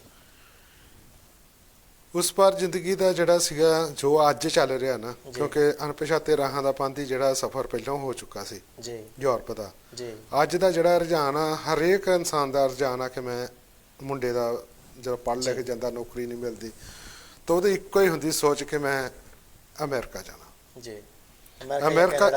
ਅਮਰੀਕਾ ਜਾਣਾ, ਕਿਉਂਕਿ ਕੈਨੇਡਾ ਤਾਂ ਚਲੋ ਪੜ੍ਹਿਆ ਲਿਖਿਆ ਚੱਲ ਜਾਂਦਾ ਨਾ, ਜੀ ਜੀ ਜੀ, ਆਈਲੈਟਸ ਵਗੈਰਾ ਕਰਕੇ। ਜੀ। ਉਹ ਆਉਣ ਵਾਲੇ ਸਮੇਂ ਦੇ ਵਿੱਚ ਉਹਦੀ ਜਾਣਕਾਰੀ ਉਹਦਾ ਵੀ, ਕਿਉਂਕਿ ਉਹ 'ਚ ਵੀ ਕਾਫੀ ਰੰਗ ਹੈਗੇ ਇਸ ਵੇਲੇ ਜੋ ਚੱਲ ਰਹੇ ਨੇ, ਉਹ ਆਉਣ ਵਾਲੇ ਸਮੇਂ 'ਚ ਜਾਣਕਾਰੀ ਉਹਦੀ ਕਰਾਂਗੇ ਸਾਂਝੀ। ਜੀ। ਇਹਦੇ ਵਿੱਚ ਸਫ਼ਰ ਆ ਅਮਰੀਕਾ ਦਾ। ਜੀ। ਵੀ ਕਿਸ ਤਰ੍ਹਾਂ ਏਜੰਟ ਕਹਿੰਦੇ ਵੀ ਤੁਹਾਡੇ ਕੋਲ 20 ਲੱਖ ਰੁਪਇਆ ਦੇ ਦਿਓ, ਤੁਹਾਨੂੰ ਮੈਕਸੀਕੋ ਭੇਜ ਕੇ ਉੱਥੋਂ ਡੋਂਕੀ ਲਵਾ ਕੇ ਅਮਰੀਕਾ 'ਚ ਭੇਜ ਦਾਂਗੇ। ਪਰ ਹੁੰਦਾ ਨਹੀਂ ਇੱਦਾਂ। ਉਹ ਭੇਜਦੇ ਗੁਆਟੇਮਾਲਾ, ਪਹਿਲਾਂ ਪਨਾਮਾ ਭੇਜਦੇ, ਐਕਵਾਡੋਰ, ਇਹਨਾਂ ਰਾਹਾਂ ਰਾਹੀਂ ਜੰਗਲਾਂ ਰਾਹੀਂ ਹੁੰਦੇ ਹੋਏ ਇਹ ਗੁਆਟੇਮਾਲਾ ਤੋਂ ਬਾਰਡਰ ਪਾਰ ਕਰਾ ਕੇ ਯੂਕਰੇਨ ਮੈਕਸੀਕੋ, ਤੇ ਮੈਕਸੀਕੋ ਤੋਂ ਬੜੇ ਲੋਕਾਂ ਦੇ ਇੱਕ ਭਰਮ ਆ ਦਿਲ ਦੇ ਵਿੱਚ ਕਿ ਮੈਕਸੀਕੋ ਦੀ ਕੰਧ ਟੱਪ ਕੇ ਬਾਰਡਰ ਪਾਰ ਜਾਂਦੇ, ਲੇਕਿਨ ਨਹੀਂ, ਉਹਦੇ ਦੋ ਬਾਰਡਰ ਪੈਂਦੇ। ਇੱਕ ਮੈਕਸੀਕੋ ਤੋਂ ਐਰੀਜ਼ੋਨਾ ਦਾ ਬਾਰਡਰ ਪੈਂਦਾ, ਟੈਕਸਾਸ ਦਾ ਜਿਹੜਾ ਬਾਰਡਰ ਆ ਉਹ ਇੱਕ ਨਦੀ ਆ। ਇਹ ਨਦੀ ਦੇ ਵਿੱਚ ਦੀ ਜਿਹੜਾ ਪਾਰ ਕਰਕੇ ਜਾਂਦੇ, ਇਹ ਸਾਰੀ ਕਹਾਣੀ ਉਹਦੀ ਆ। ਇਹਦੇ ਵਿੱਚ ਕਿੱਦਾਂ ਕਈ ਜਿਹੜੇ ਆ, ਇੱਕ ਇਹਦੇ ਵਿੱਚ ਹੋਰ ਸੱਚੀ ਘਟਨਾ, ਸਾਰਾ ਸੱਚਾ ਤਾਂ ਹੈ ਹੀ, ਪਰ ਇੱਕ ਸੱਚੀ ਘਟਨਾ ਕਿ ਇਹ ਉਹਨਾਂ ਦਿਨਾਂ ਦੀ ਕਹਾਣੀ ਆ ਜਿਸ ਵੇਲੇ 2016 ਦੇ ਵਿੱਚ ਪਨਾਮਾ ਦੇ ਵਿੱਚ 17 ਮੁੰਡੇ ਮਰੇ ਸੀ ਨਾ। ਇਹ ਜਿਹੜੇ ਦੋ ਮੁੰਡਿਆਂ ਦੀ ਕਹਾਣੀ ਇਹ ਨਾਲ ਸੀ। ਅੱਛਾ ਜੀ। ਸਿਰਫ ਇਹ ਉਸ ਕਿਸ਼ਤੀ ਵਿੱਚ ਇਸ ਕਰਕੇ ਸਵਾਰ ਨਹੀਂ ਹੋ ਸਕੇ ਕਿ ਇਹਨਾਂ ਦੀ ਪਿੱਛੋਂ ਪੇਮੈਂਟ ਨਹੀਂ ਸੀ ਹੋਈ। ਕੀ ਬਾਤ। ਜੇ ਉਹ ਪੇਮੈਂਟ ਹੋ ਜਾਂਦੀ, ਹੋ ਸਕਦਾ ਇਹ ਵੀ ਉਹਦੇ 'ਚ ਸਵਾਰ ਹੋ ਜਾਂਦੇ, ਪਰ ਉਹ ਪੇਮੈਂਟ ਨਾ ਹੋਣ ਕਰਕੇ ਇਹਨਾਂ ਨੂੰ ਖੜਿਆਂ ਨੂੰ ਬਿਠਾਤਾ ਵੀ ਤੁਸੀਂ ਨਹੀਂ ਜਾਣਾ। ਪਰ ਉਹ ਜਿਹੜੇ 17 ਗਏ ਉਹਨਾਂ ਦੇ ਵਿੱਚ ਇੱਕ ਹੀ ਬਚਿਆ ਸੀ, ਉਹ ਕਿਸ਼ਤੀ ਡੁੱਬ ਗਈ ਸੀ। ਇਹ ਸਾਰੀ ਕਹਾਣੀ ਜਿਹੜੀ ਆ ਉਹਦੀ ਅਮਰੀਕਾ ਤੱਕ ਦੀ ਜਿਹੜੀ ਆ, ਇਹਦਾ ਜਿਹੜਾ ਪਾਰਟ 1 ਆ। ਇਹਦਾ ਪਾਰਟ 2 ਜਿਹੜਾ ਵਾ ਉਹ ਆਉਣ ਵਾਲੇ ਸਮੇਂ ਦੇ ਵਿੱਚ ਲਿਆਵਾਂਗੇ। ਉਹਦੇ ਵਿੱਚ ਹੋਰ ਜਾਣਕਾਰੀਆਂ ਜਿਹੜੀਆਂ ਵਾ ਉਹ ਦੱਸਾਂਗੇ ਕਿੱਦਾਂ ਕਿੱਦਾਂ ਵਾ। ਕੀ ਬਾਤ ਹੈ। ਵਾਕਈ ਇਹ ਸੁਣ ਕੇ ਬੜਾ ਦਿਲ ਨੂੰ ਦੁੱਖ ਹੁੰਦਾ ਕਿ ਸਾਡੇ ਜਿਹੜੇ 17 ਚੋਂ ਇੱਕ ਵੀਰ ਬਚਿਆ ਅਤੇ 16 ਸਾਡੇ ਬੱਚੇ ਜਿਹੜੇ ਸੀ ਉਹ ਕਹਿੰਦੇ ਰੱਬ ਨੂੰ ਪਿਆਰੇ ਹੋ ਗਏ। ਬੜੀ ਦੁੱਖ ਦੀ ਗੱਲ ਹੈ। ਔਰ ਕਿਉਂਕਿ ਘਰੋਂ ਨਿਕਲਦੇ ਆ ਰੋਜ਼ੀ ਰੋਟੀ ਲਈ, ਲੇਕਿਨ ਉਸ ਤੋਂ ਬਾਅਦ ਮਾਵਾਂ ਕੋਲ ਜਾਂ ਪਿੱਛੇ ਭੈਣਾਂ ਕੋਲ ਕੀ ਪਹੁੰਚਦਾ ਉਹ ਸਾਨੂੰ ਸਾਰਿਆਂ ਨੂੰ ਪਤਾ ਹੈ। ਇਸ ਨਾਵਲ ਦੇ ਵਿੱਚ ਇੱਕ ਹੋਰ ਵੀ 2-3 ਏਜੰਟਾਂ ਦੇ ਸ਼ੋਅ ਨਹੀਂ ਕੀਤਾ, ਮਤਲਬ ਏਰੀਆ ਦੱਸ ਦਿੱਤੇ ਵੀ ਉਹ ਏਜੰਟ ਸੀਗੇ। ਉਹ ਹੁਣ ਕੰਮ ਹੈਗਾ ਕਾਨੂੰਨ ਦਾ ਵੀ ਉਹ ਬੰਦੇ ਚਲੋ ਕਿੱਦਾਂ ਲੱਭਣੇ ਆ। ਅਗਰ ਜਦੋਂ 16 ਪਨਾਮਾ ਕਾਂਡ ਹੋਇਆ ਸੀ 2016 'ਚ, ਜਾਂ ਮਾਲਟਾ ਕਾਂਡ 96 'ਚ ਹੋਇਆ ਸੀ, ਉਦੋਂ ਹੀ ਏਜੰਟਾਂ ਨੂੰ ਨੱਥ ਪਾਈ ਹੁੰਦੀ ਤਾਂ ਹੋ ਸਕਦਾ 16 ਵਾਲਾ ਨਾ ਹੁੰਦਾ। ਜੇ 16 ਵਿੱਚ ਹੀ ਨੱਥ ਪਾਈ ਹੁੰਦੀ ਫਿਰ ਜਿਹੜੇ ਆ ਗ੍ਰੀਸ ਦੇ ਵਿੱਚ ਤੁਰਕੀ ਤੋਂ ਆਉਂਦੀ ਕਿਸ਼ਤੀ ਡੁੱਬੀ ਇਹ ਨਾ ਹੁੰਦੀ। ਮਤਲਬ ਕਿਤੇ ਨਾ ਕਿਤੇ ਕਾਨੂੰਨ ਜਿਹੜਾ ਵਾ ਇਹ ਵੀ ਆਪਦੇ ਜ਼ਿੰਮੇਵਾਰ ਆ। ਵਿੰਦਰ ਭਾਜੀ, ਹੁਣ ਕਿਉਂਕਿ ਸਮੇਂ ਸਾਡੇ ਕੋਲ ਬਹੁਤ ਥੋੜ੍ਹਾ ਹੈ, ਮੈਂ ਚਾਹਾਂਗਾ ਕਿ ਹੁਣ ਆਪਾਂ ਤੁਹਾਡੀ ਜਿਹੜੀ ਨਵਾਂ ਕਿਤਾਬ ਆਈ ਹੈ ਤਾਲਾਬੰਦੀ ਦੀ ਦਾਸਤਾਨ, ਆਪਾਂ ਇਹਦੇ ਬਾਰੇ ਵੱਧ ਤੋਂ ਵੱਧ ਗੱਲ ਕਰੀਏ। ਤਾਲਾਬੰਦੀ ਦੀ ਦਾਸਤਾਨ ਤੁਸੀਂ ਜ਼ਿਕਰ ਕੀਤਾ ਕਿ ਲੋਕਡਾਊਨ ਦੇ ਦੌਰਾਨ ਲਿਖੀ, ਔਰ ਇਹਦੇ ਵਿੱਚ ਸਾਡੇ ਦਰਸ਼ਕਾਂ ਨੂੰ ਦੱਸੋ ਕਿ ਲਾਕਡਾਊਨ ਦੇ ਦੌਰਾਨ ਤੁਸੀਂ ਬੈਠ ਕੇ ਇਸ ਕਿਤਾਬ ਨੂੰ ਲਿਖਿਆ, ਪਰ ਕੀ ਕੀ ਲਿਖਿਆ ਸੀਗਾ? ਕਿਉਂਕਿ ਦੇਖ ਇਹ ਜਦੋਂ ਸਭ ਤੁਹਾਨੂੰ ਪਤਾ ਚੀਨ ਤੋਂ ਬਾਅਦ ਦੂਜਾ ਨੰਬਰ ਇਟਲੀ ਦਾ ਲੱਗਾ ਸੀ ਜੀ, ਕਰੋਨਾ ਨੇ। ਜੇ ਕਹਿਰ ਸਭ ਤੋਂ ਜ਼ਿਆਦਾ ਢਾਇਆ ਤਾਂ ਇਟਲੀ ਦੇ ਵਿੱਚ ਢਾਇਆ। ਢਾਇਆ। ਜਿੰਨਾ ਕਿ ਕਹਿਰ ਕਰੋਨਾ ਨੇ ਇਟਲੀ ਦੇ ਵਿੱਚ ਢਾਇਆ, ਉਸ ਤੋਂ ਜ਼ਿਆਦਾ ਜਿਹੜਾ ਸੋਸ਼ਲ ਮੀਡੀਆ ਨੇ ਖਬਰਾਂ ਫੈਲਾ ਕੇ ਝੂਠੀਆਂ ਉਹ ਲੋਕਾਂ ਨੂੰ ਡਰਾਇਆ ਜੀ। ਉਸ ਤੋਂ ਬਾਅਦ ਜੇ ਗੱਲ ਕਰੀਏ ਤਾਂ ਇਟਲੀ ਵਾਲਿਆਂ ਦੇ ਨਾਲ ਇੰਡੀਆ ਦੇ ਲੋਕ ਵੀ ਨਫ਼ਰਤ ਕਰਦੇ ਸੀ ਜਦੋਂ ਇੰਡੀਆ ਜਾਂਦੇ ਸੀ ਜੀ। ਇਹੋ ਹੀ ਚੀਜ਼ਾਂ ਜਿਹੜੀਆਂ ਜਦੋਂ ਘਰ ਬਹਿ ਕੇ ਲੋਕਡਾਊਨ ਲੱਗ ਗਿਆ, ਫਿਰ ਇਹ ਹੁੰਦਾ ਵੀ ਹੁਣ ਕੀ ਕਰੀਏ। ਜੀ। ਫਿਰ ਇੱਕ ਦਿਨ ਮਾਰਚ ਦੇ ਪਹਿਲੇ ਹਫਤੇ ਆਇਆ ਵੀ ਤਕਰੀਬਨ ਜਿਹੜਾ ਇਤਿਹਾਸ ਆ 10 ਸਾਲ 20 ਸਾਲ 50 ਸਾਲ 100 ਸਾਲ ਬਾਅਦ ਖੋਜ ਕਰਕੇ ਲਿਖਦੇ ਜੀ। ਕਿਉਂ ਨਾ ਜਿਹੜਾ ਅੱਜ ਦਾ ਇਤਿਹਾਸ ਹੋ ਰਿਹਾ ਵਾ ਇਹਨੂੰ ਅੱਜ ਹੀ ਲਿਖਿਆ ਜਾਵੇ। ਓਕੇ। ਅੱਜ ਜਿਹੜੀ ਸੱਚਾਈ ਆ ਇਹ ਆਉਣ ਵਾਲੇ ਸਮੇਂ ਦੇ ਵਿੱਚ ਇਹ ਇਤਿਹਾਸ ਲੋਕਾਂ ਦਾ, ਪਰ ਅੱਜ ਦੀ ਸੱਚਾਈ ਆ ਖੋਜਣਗੇ ਜਦੋਂ ਕੋਈ ਖੋਜ ਕਰੂਗਾ ਇਸ ਕੋਵਿਡ ਦੀ ਕਿੱਥੋਂ ਸ਼ੁਰੂ ਹੋਇਆ ਤਾਂ ਇਹ ਕਿਤਾਬ ਦਾ ਜ਼ਿਕਰ ਵਿੱਚ ਲਾਜ਼ਮੀ ਹੋਊਗਾ। ਲਾਜ਼ਮੀ ਹੋਏਗਾ। ਬਹੁਤ ਵਧੀਆ ਗੱਲ। ਔਰ ਵਾਕਈ ਤੁਸੀਂ ਬਹੁਤ ਵਧੀਆ ਗੱਲ ਕੀਤੀ ਕਿ 50 ਸਾਲ ਬਾਅਦ ਲਿਖਣ ਤੋਂ ਬਿਹਤਰ ਹੈ ਕਿ ਆਪਾਂ ਇਸ ਚੀਜ਼ ਨੂੰ ਹੁਣ ਲਿਖ ਦਈਏ ਤਾਂ ਕਿ 50 ਸਾਲ ਬਾਅਦ ਇਹ ਇਤਿਹਾਸ ਬਣ ਕੇ ਲੋਕਾਂ ਦੇ ਕੋਲ ਪਹੁੰਚੇ ਕਿ 50 ਸਾਲ ਪਹਿਲਾਂ ਆ ਹੋਇਆ ਸੀ ਇੱਥੇ। ਇਹਦੇ ਵਿੱਚ ਫਿਰ ਜਿਹੜੀਆਂ ਕਾਫੀ ਚੀਜ਼ਾਂ ਦਾ ਮੈਂ ਜ਼ਿਕਰ ਕੀਤਾ ਜਿਹੜਾ ਕਿ ਅੱਜ ਦੇ ਵਿੱਚ ਤੁਸੀਂ ਗੂਗਲ ਤੋਂ ਲੱਭ ਸਕਦੇ ਆ ਕਿ ਇੱਕ ਫਿਲਮ ਅਮਰੀਕਾ ਦੇ ਵਿੱਚ ਬਣੀ ਸੀ 2008 ਦੇ ਵਿੱਚ ਜੀ। ਉਹ ਫਿਲਮ ਜਿਹੜੀ ਪੂਰੀ ਕਰੋਨਾ ਤੇ ਬਣੀ ਸੀ। ਉਹ ਕਿੱਦਾਂ ਬਣ ਗਈ 12 ਸਾਲ ਪਹਿਲਾਂ। ਇੱਕ ਕਿਤਾਬ ਲਿਖੀ ਗਈ ਸੀ ਇੰਗਲਿਸ਼ ਦੇ ਅਮਰੀਕਾ ਦੇ ਵਿੱਚ ਹੀ 1982 ਚ। ਜੀ। ਉਸ ਬੰਦੇ ਨੇ ਪਹਿਲੇ ਐਡੀਸ਼ਨ ਦੇ ਵਿੱਚ ਲਿਖਿਆ ਹੈ ਵੀ ਇਹ ਜਿਹੜਾ 20 ਦੇ ਵਿੱਚ ਹੋਣਾ ਵਾ ਵਾਇਰਸ ਆਉਣਾ ਰੂਸ ਤੋਂ ਆਉਣਾ, ਪਰ ਜਦੋਂ ਉਹਦਾ ਦੂਜਾ ਐਡੀਸ਼ਨ ਆਇਆ ਉਹਨੇ ਲਿਖਤਾ ਵੁਹਾਨ ਤੋਂ ਸ਼ੁਰੂ ਹੋਣਾ, ਚੀਨ ਤੋਂ ਆਉਣਾ ਹੈ। ਵੁਹਾਨ ਚੀਨ ਦੇ ਸ਼ਹਿਰ। ਉਹ ਕਿੱਦਾਂ ਉਹਨੇ ਲਿਖਤਾ। ਜੀ। ਫਿਰ ਐਂਡ ਆਫ ਦਾ ਡੇ ਇੱਕ ਕਿਤਾਬ ਹੈ ਇੰਗਲਿਸ਼ ਦੀ, ਸਿਲਵੀਆ ਬਰਾਉਨ ਨੇ ਲਿਖੀ। ਜੀ। ਉਹਨੇ ਲਿਖ ਦਿੱਤਾ ਇਹਦੇ ਵਿੱਚ 191 ਨੰਬਰ ਪੰਨੇ ਤੇ ਵੀ ਇਹ ਬਿਮਾਰੀ 2019 ਚ 20 ਦੇ ਕਰੀਬ ਆਊਗੀ, ਫੇਫੜਿਆਂ ਨੂੰ ਇਹਨੇ ਫੜਨਾ। ਉਹਨੇ ਕਿੱਦਾਂ ਲਿਖਤਾ ਕਿ ਇਹ ਜਿਹੜੀ ਆ ਸਿਆਸਤ ਜਿਹੜੀ ਪਹਿਲਾਂ ਰਚੀ ਜਾ ਰਹੀ ਸੀ ਕਿ ਸਰਕਾਰਾਂ ਦੇ ਪਹਿਲਾਂ ਹੀ ਸੋਚ ਸੀ ਵੀ ਆਪਾਂ ਇੱਥੇ ਜਾ ਕੇ ਕੰਮ ਕਰਨਾ। ਇਹ ਕੁਝ ਸਵਾਲ ਸੀਗੇ ਵੀ ਇਹਦਾ ਸਵਾਲ ਹੁਣ ਕੌਣ ਦਿੰਦਾ, ਇਹ ਵਕਤ ਦੱਸੂਗਾ ਇਹ ਕਿੱਦਾਂ ਲਿਖਿਆ ਗਿਆ। ਫਿਰ ਇਹਦੇ ਵਿੱਚ ਕੁਝ ਚੀਜ਼ਾਂ ਜਿਹੜੀਆਂ ਆਪਾਂ ਕਹਿ ਲਈਏ ਕਿ ਜਿੱਦਾਂ ਇੰਡੀਆ ਦੇ ਵਿੱਚ ਤਕਸਰੀ ਹੋਈ ਅੰਗਾਂ ਦੀ ਸਾਰੇ ਜਾਣਦੇ ਜੀ। ਡਾਕਟਰ ਜਿਹੜੇ ਆਪਾਂ ਡਾਕਟਰ ਕਹਿੰਦੇ ਨੇ ਰੱਬ ਦਾ ਰੂਪ ਆ, ਉਹਨਾਂ ਨੇ ਮੂੰਹ ਫੇਰ ਲਿਆ ਜੀ। ਫਿਰ ਇਟਲੀ ਦੀ ਜੇ ਮੈਂ ਗੱਲ ਕਰਾਂ ਤਾਂ ਇਟਲੀ ਦੇ ਵਿੱਚ ਹੀ ਇਹੋ ਜਿਹੀਆਂ ਅਫਵਾਹਾਂ ਦਿਖਾਈਆਂ ਕਿ ਲਾਸ਼ਾਂ ਰੁਲਦੀਆਂ ਜੀ। ਉਹ ਜਦੋਂ ਇਹ ਖਬਰਾਂ ਪੜ੍ਹੀਆਂ ਦੇਖੀਆਂ ਤਾਂ ਇਹਦੇ ਵਿੱਚ ਜ਼ਿਕਰ ਵੀ ਉਹਨਾਂ ਘਟਨਾਵਾਂ ਦਾ ਕੀਤਾ ਕਿ ਜਦ ਕਿ ਇਹ ਚੀਜ਼ਾਂ ਹੈ ਨਹੀਂ ਸੀ। ਬਾਕੀ ਇਹ ਵੀ ਗੱਲ ਸੱਚੀ ਹੈ ਕਿ ਮੀਡੀਆ ਨੇ ਕਾਫੀ ਗੱਲਾਂ ਫੈਲਾਈਆਂ ਜੋ ਝੂਠੀਆਂ ਸੀ, ਔਰ ਇਹਦੇ ਕਰਕੇ ਸਾਡੇ ਲੋਕ ਡਰੇ ਵੀ ਹੋਏ ਸੀਗੇ ਬਹੁਤ। ਖੁਦ ਮੈਂ ਆਪ ਡਰ ਗਿਆ ਸੀ ਵੀ ਪਤਾ ਨਹੀਂ ਹੁਣ ਖਤਮ ਹੀ ਕਹਾਣੀ ਸਰ। ਬਿੰਦਰ ਬਾਜੀ, ਹੁਣ ਸਾਡੇ ਕੋਲ ਟਾਈਮ ਬਹੁਤ ਥੋੜਾ ਰਹਿ ਗਿਆ। ਮੈਂ ਚਾਹਾਂਗਾ ਕਿ ਤੁਸੀਂ ਆਪਣੀ ਇੱਕ ਹੋਰ ਕਵਿਤਾ ਸਾਡੇ ਨਾਲ ਸਾਂਝੀ ਕਰੋ, ਉਸ ਤੋਂ ਬਾਅਦ ਆਪਾਂ ਇਸ ਪ੍ਰੋਗਰਾਮ ਦੀ ਸਮਾਪਤੀ ਵੀ ਕਰਨੀ ਹੈ, ਆਪਾਂ ਦਰਸ਼ਕਾਂ ਤੋਂ ਇਜਾਜ਼ਤ ਵੀ ਲੈਣੀ ਹੈ। ਪਰ ਜਾਂਦੇ ਜਾਂਦੇ ਮੈਂ ਚਾਹਾਂਗਾ ਕਿ ਇੱਕ ਅੱਧੀ ਕਵਿਤਾ ਜਿਹੜੀ ਹੈ, ਕਿਉਂਕਿ ਸਾਡਾ ਪ੍ਰੋਗਰਾਮ ਜੋ ਹੈ, ਮੈਂ ਪਹਿਲੇ ਦਰਸ਼ਕਾਂ ਨੂੰ ਦੱਸ ਦੇਵਾਂ, ਦਰਸ਼ਕੋ ਤੁਹਾਨੂੰ ਪਤਾ ਹੈ ਕਿ ਆਪਾਂ ਇਸ ਸਾਲ ਤੋਂ ਪ੍ਰੋਗਰਾਮ ਥੋੜ੍ਹੀ ਚੇਂਜ ਕੀਤਾ ਸੀਗਾ। ਇਹ 'ਚ ਹਰ ਰੰਗ ਨੂੰ ਲੈ ਕੇ ਆਈਦਾ ਆ। ਪਹਿਲਾਂ ਆਪਾਂ ਸਿਰਫ ਕਵੀ ਲੈ ਕੇ ਆਉਂਦੇ ਸੀ, ਲੇਕਿਨ ਹੁਣ ਸਾਡੇ ਕੋਲ ਨਾਵਲਕਾਰ ਵੀ ਆਉਂਦੇ ਨੇ, ਗਾਇਕ ਵੀ ਆਉਂਦੇ ਨੇ, ਔਰ ਕੋਸ਼ਿਸ਼ ਇਹੀ ਕਰੀਦੀ ਕਿ ਆਪਣੇ ਸੱਭਿਆਚਾਰ ਨੂੰ, ਸਾਹਿਤਕ ਨੂੰ, ਆਪਣੇ ਸਾਹਿਤ ਨੂੰ ਸਾਂਭ ਕੇ ਤੁਹਾਡੇ ਰੂਬਰੂ ਕੀਤਾ ਜਾਵੇ। ਸੁਖਵਿੰਦਰ ਭਾਜੀ ਜੀ, ਇੱਕ ਅੱਧੀ ਕਵਿਤਾ ਸਾਡੇ ਨਾਲ ਜ਼ਰੂਰ ਸਾਂਝੀ ਕਰੋ ਜੀ। ਇੱਕ ਗੀਤ ਸਾਂਝਾ ਕਰਦਾ ਤੁਹਾਡੇ ਨਾਲ ਜੀ। ਇਰਸ਼ਾਦ ਜੀ। ਆਜ ਯਾਰਾ ਵੇ ਯਾਰਾ ਜੀਣ ਦਾ ਸਹਾਰਾ ਤੂੰ ਲਿਆ ਕਾਤੋਂ ਸਾਥੋਂ ਮੁਖ ਮੋੜ। ਕੀ ਬਾਤ, ਵਾਹ।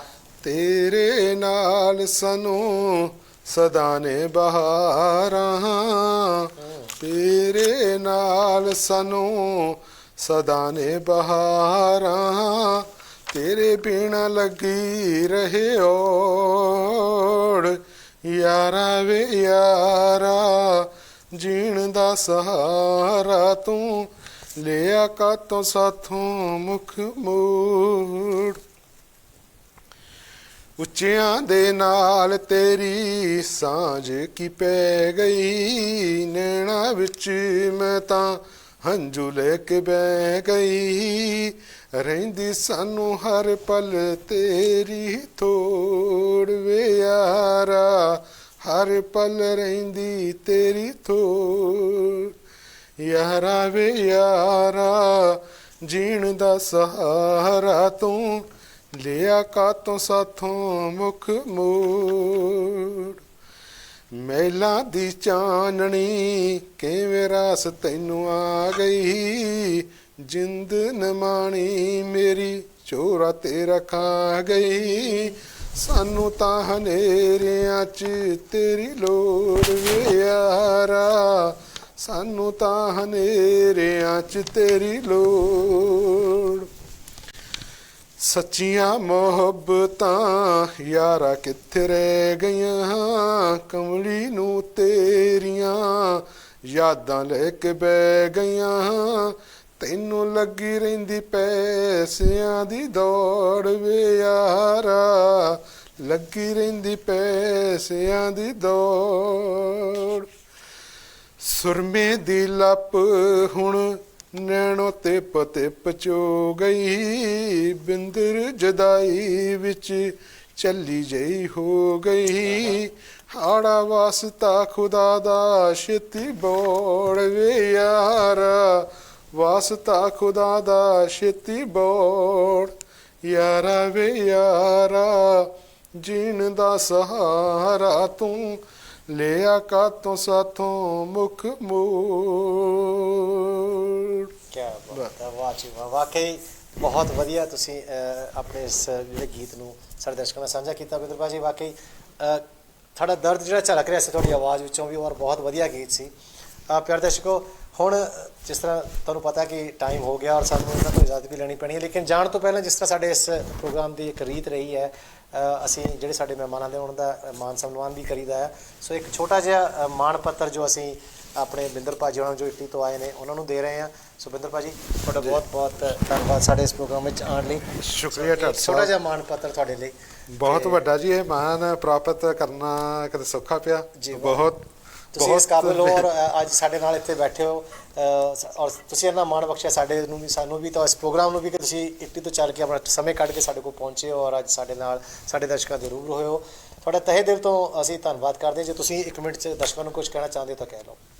ਬਿਲਕੁਲ ਜੀ, KTV ਦੇਖ ਰਹੇ ਸਰੋਤਿਆਂ ਨੂੰ ਫਿਰ ਮੇਰੇ ਵੱਲੋਂ ਪਿਆਰ ਭਰੀ ਸਤਿ ਸ੍ਰੀ ਅਕਾਲ।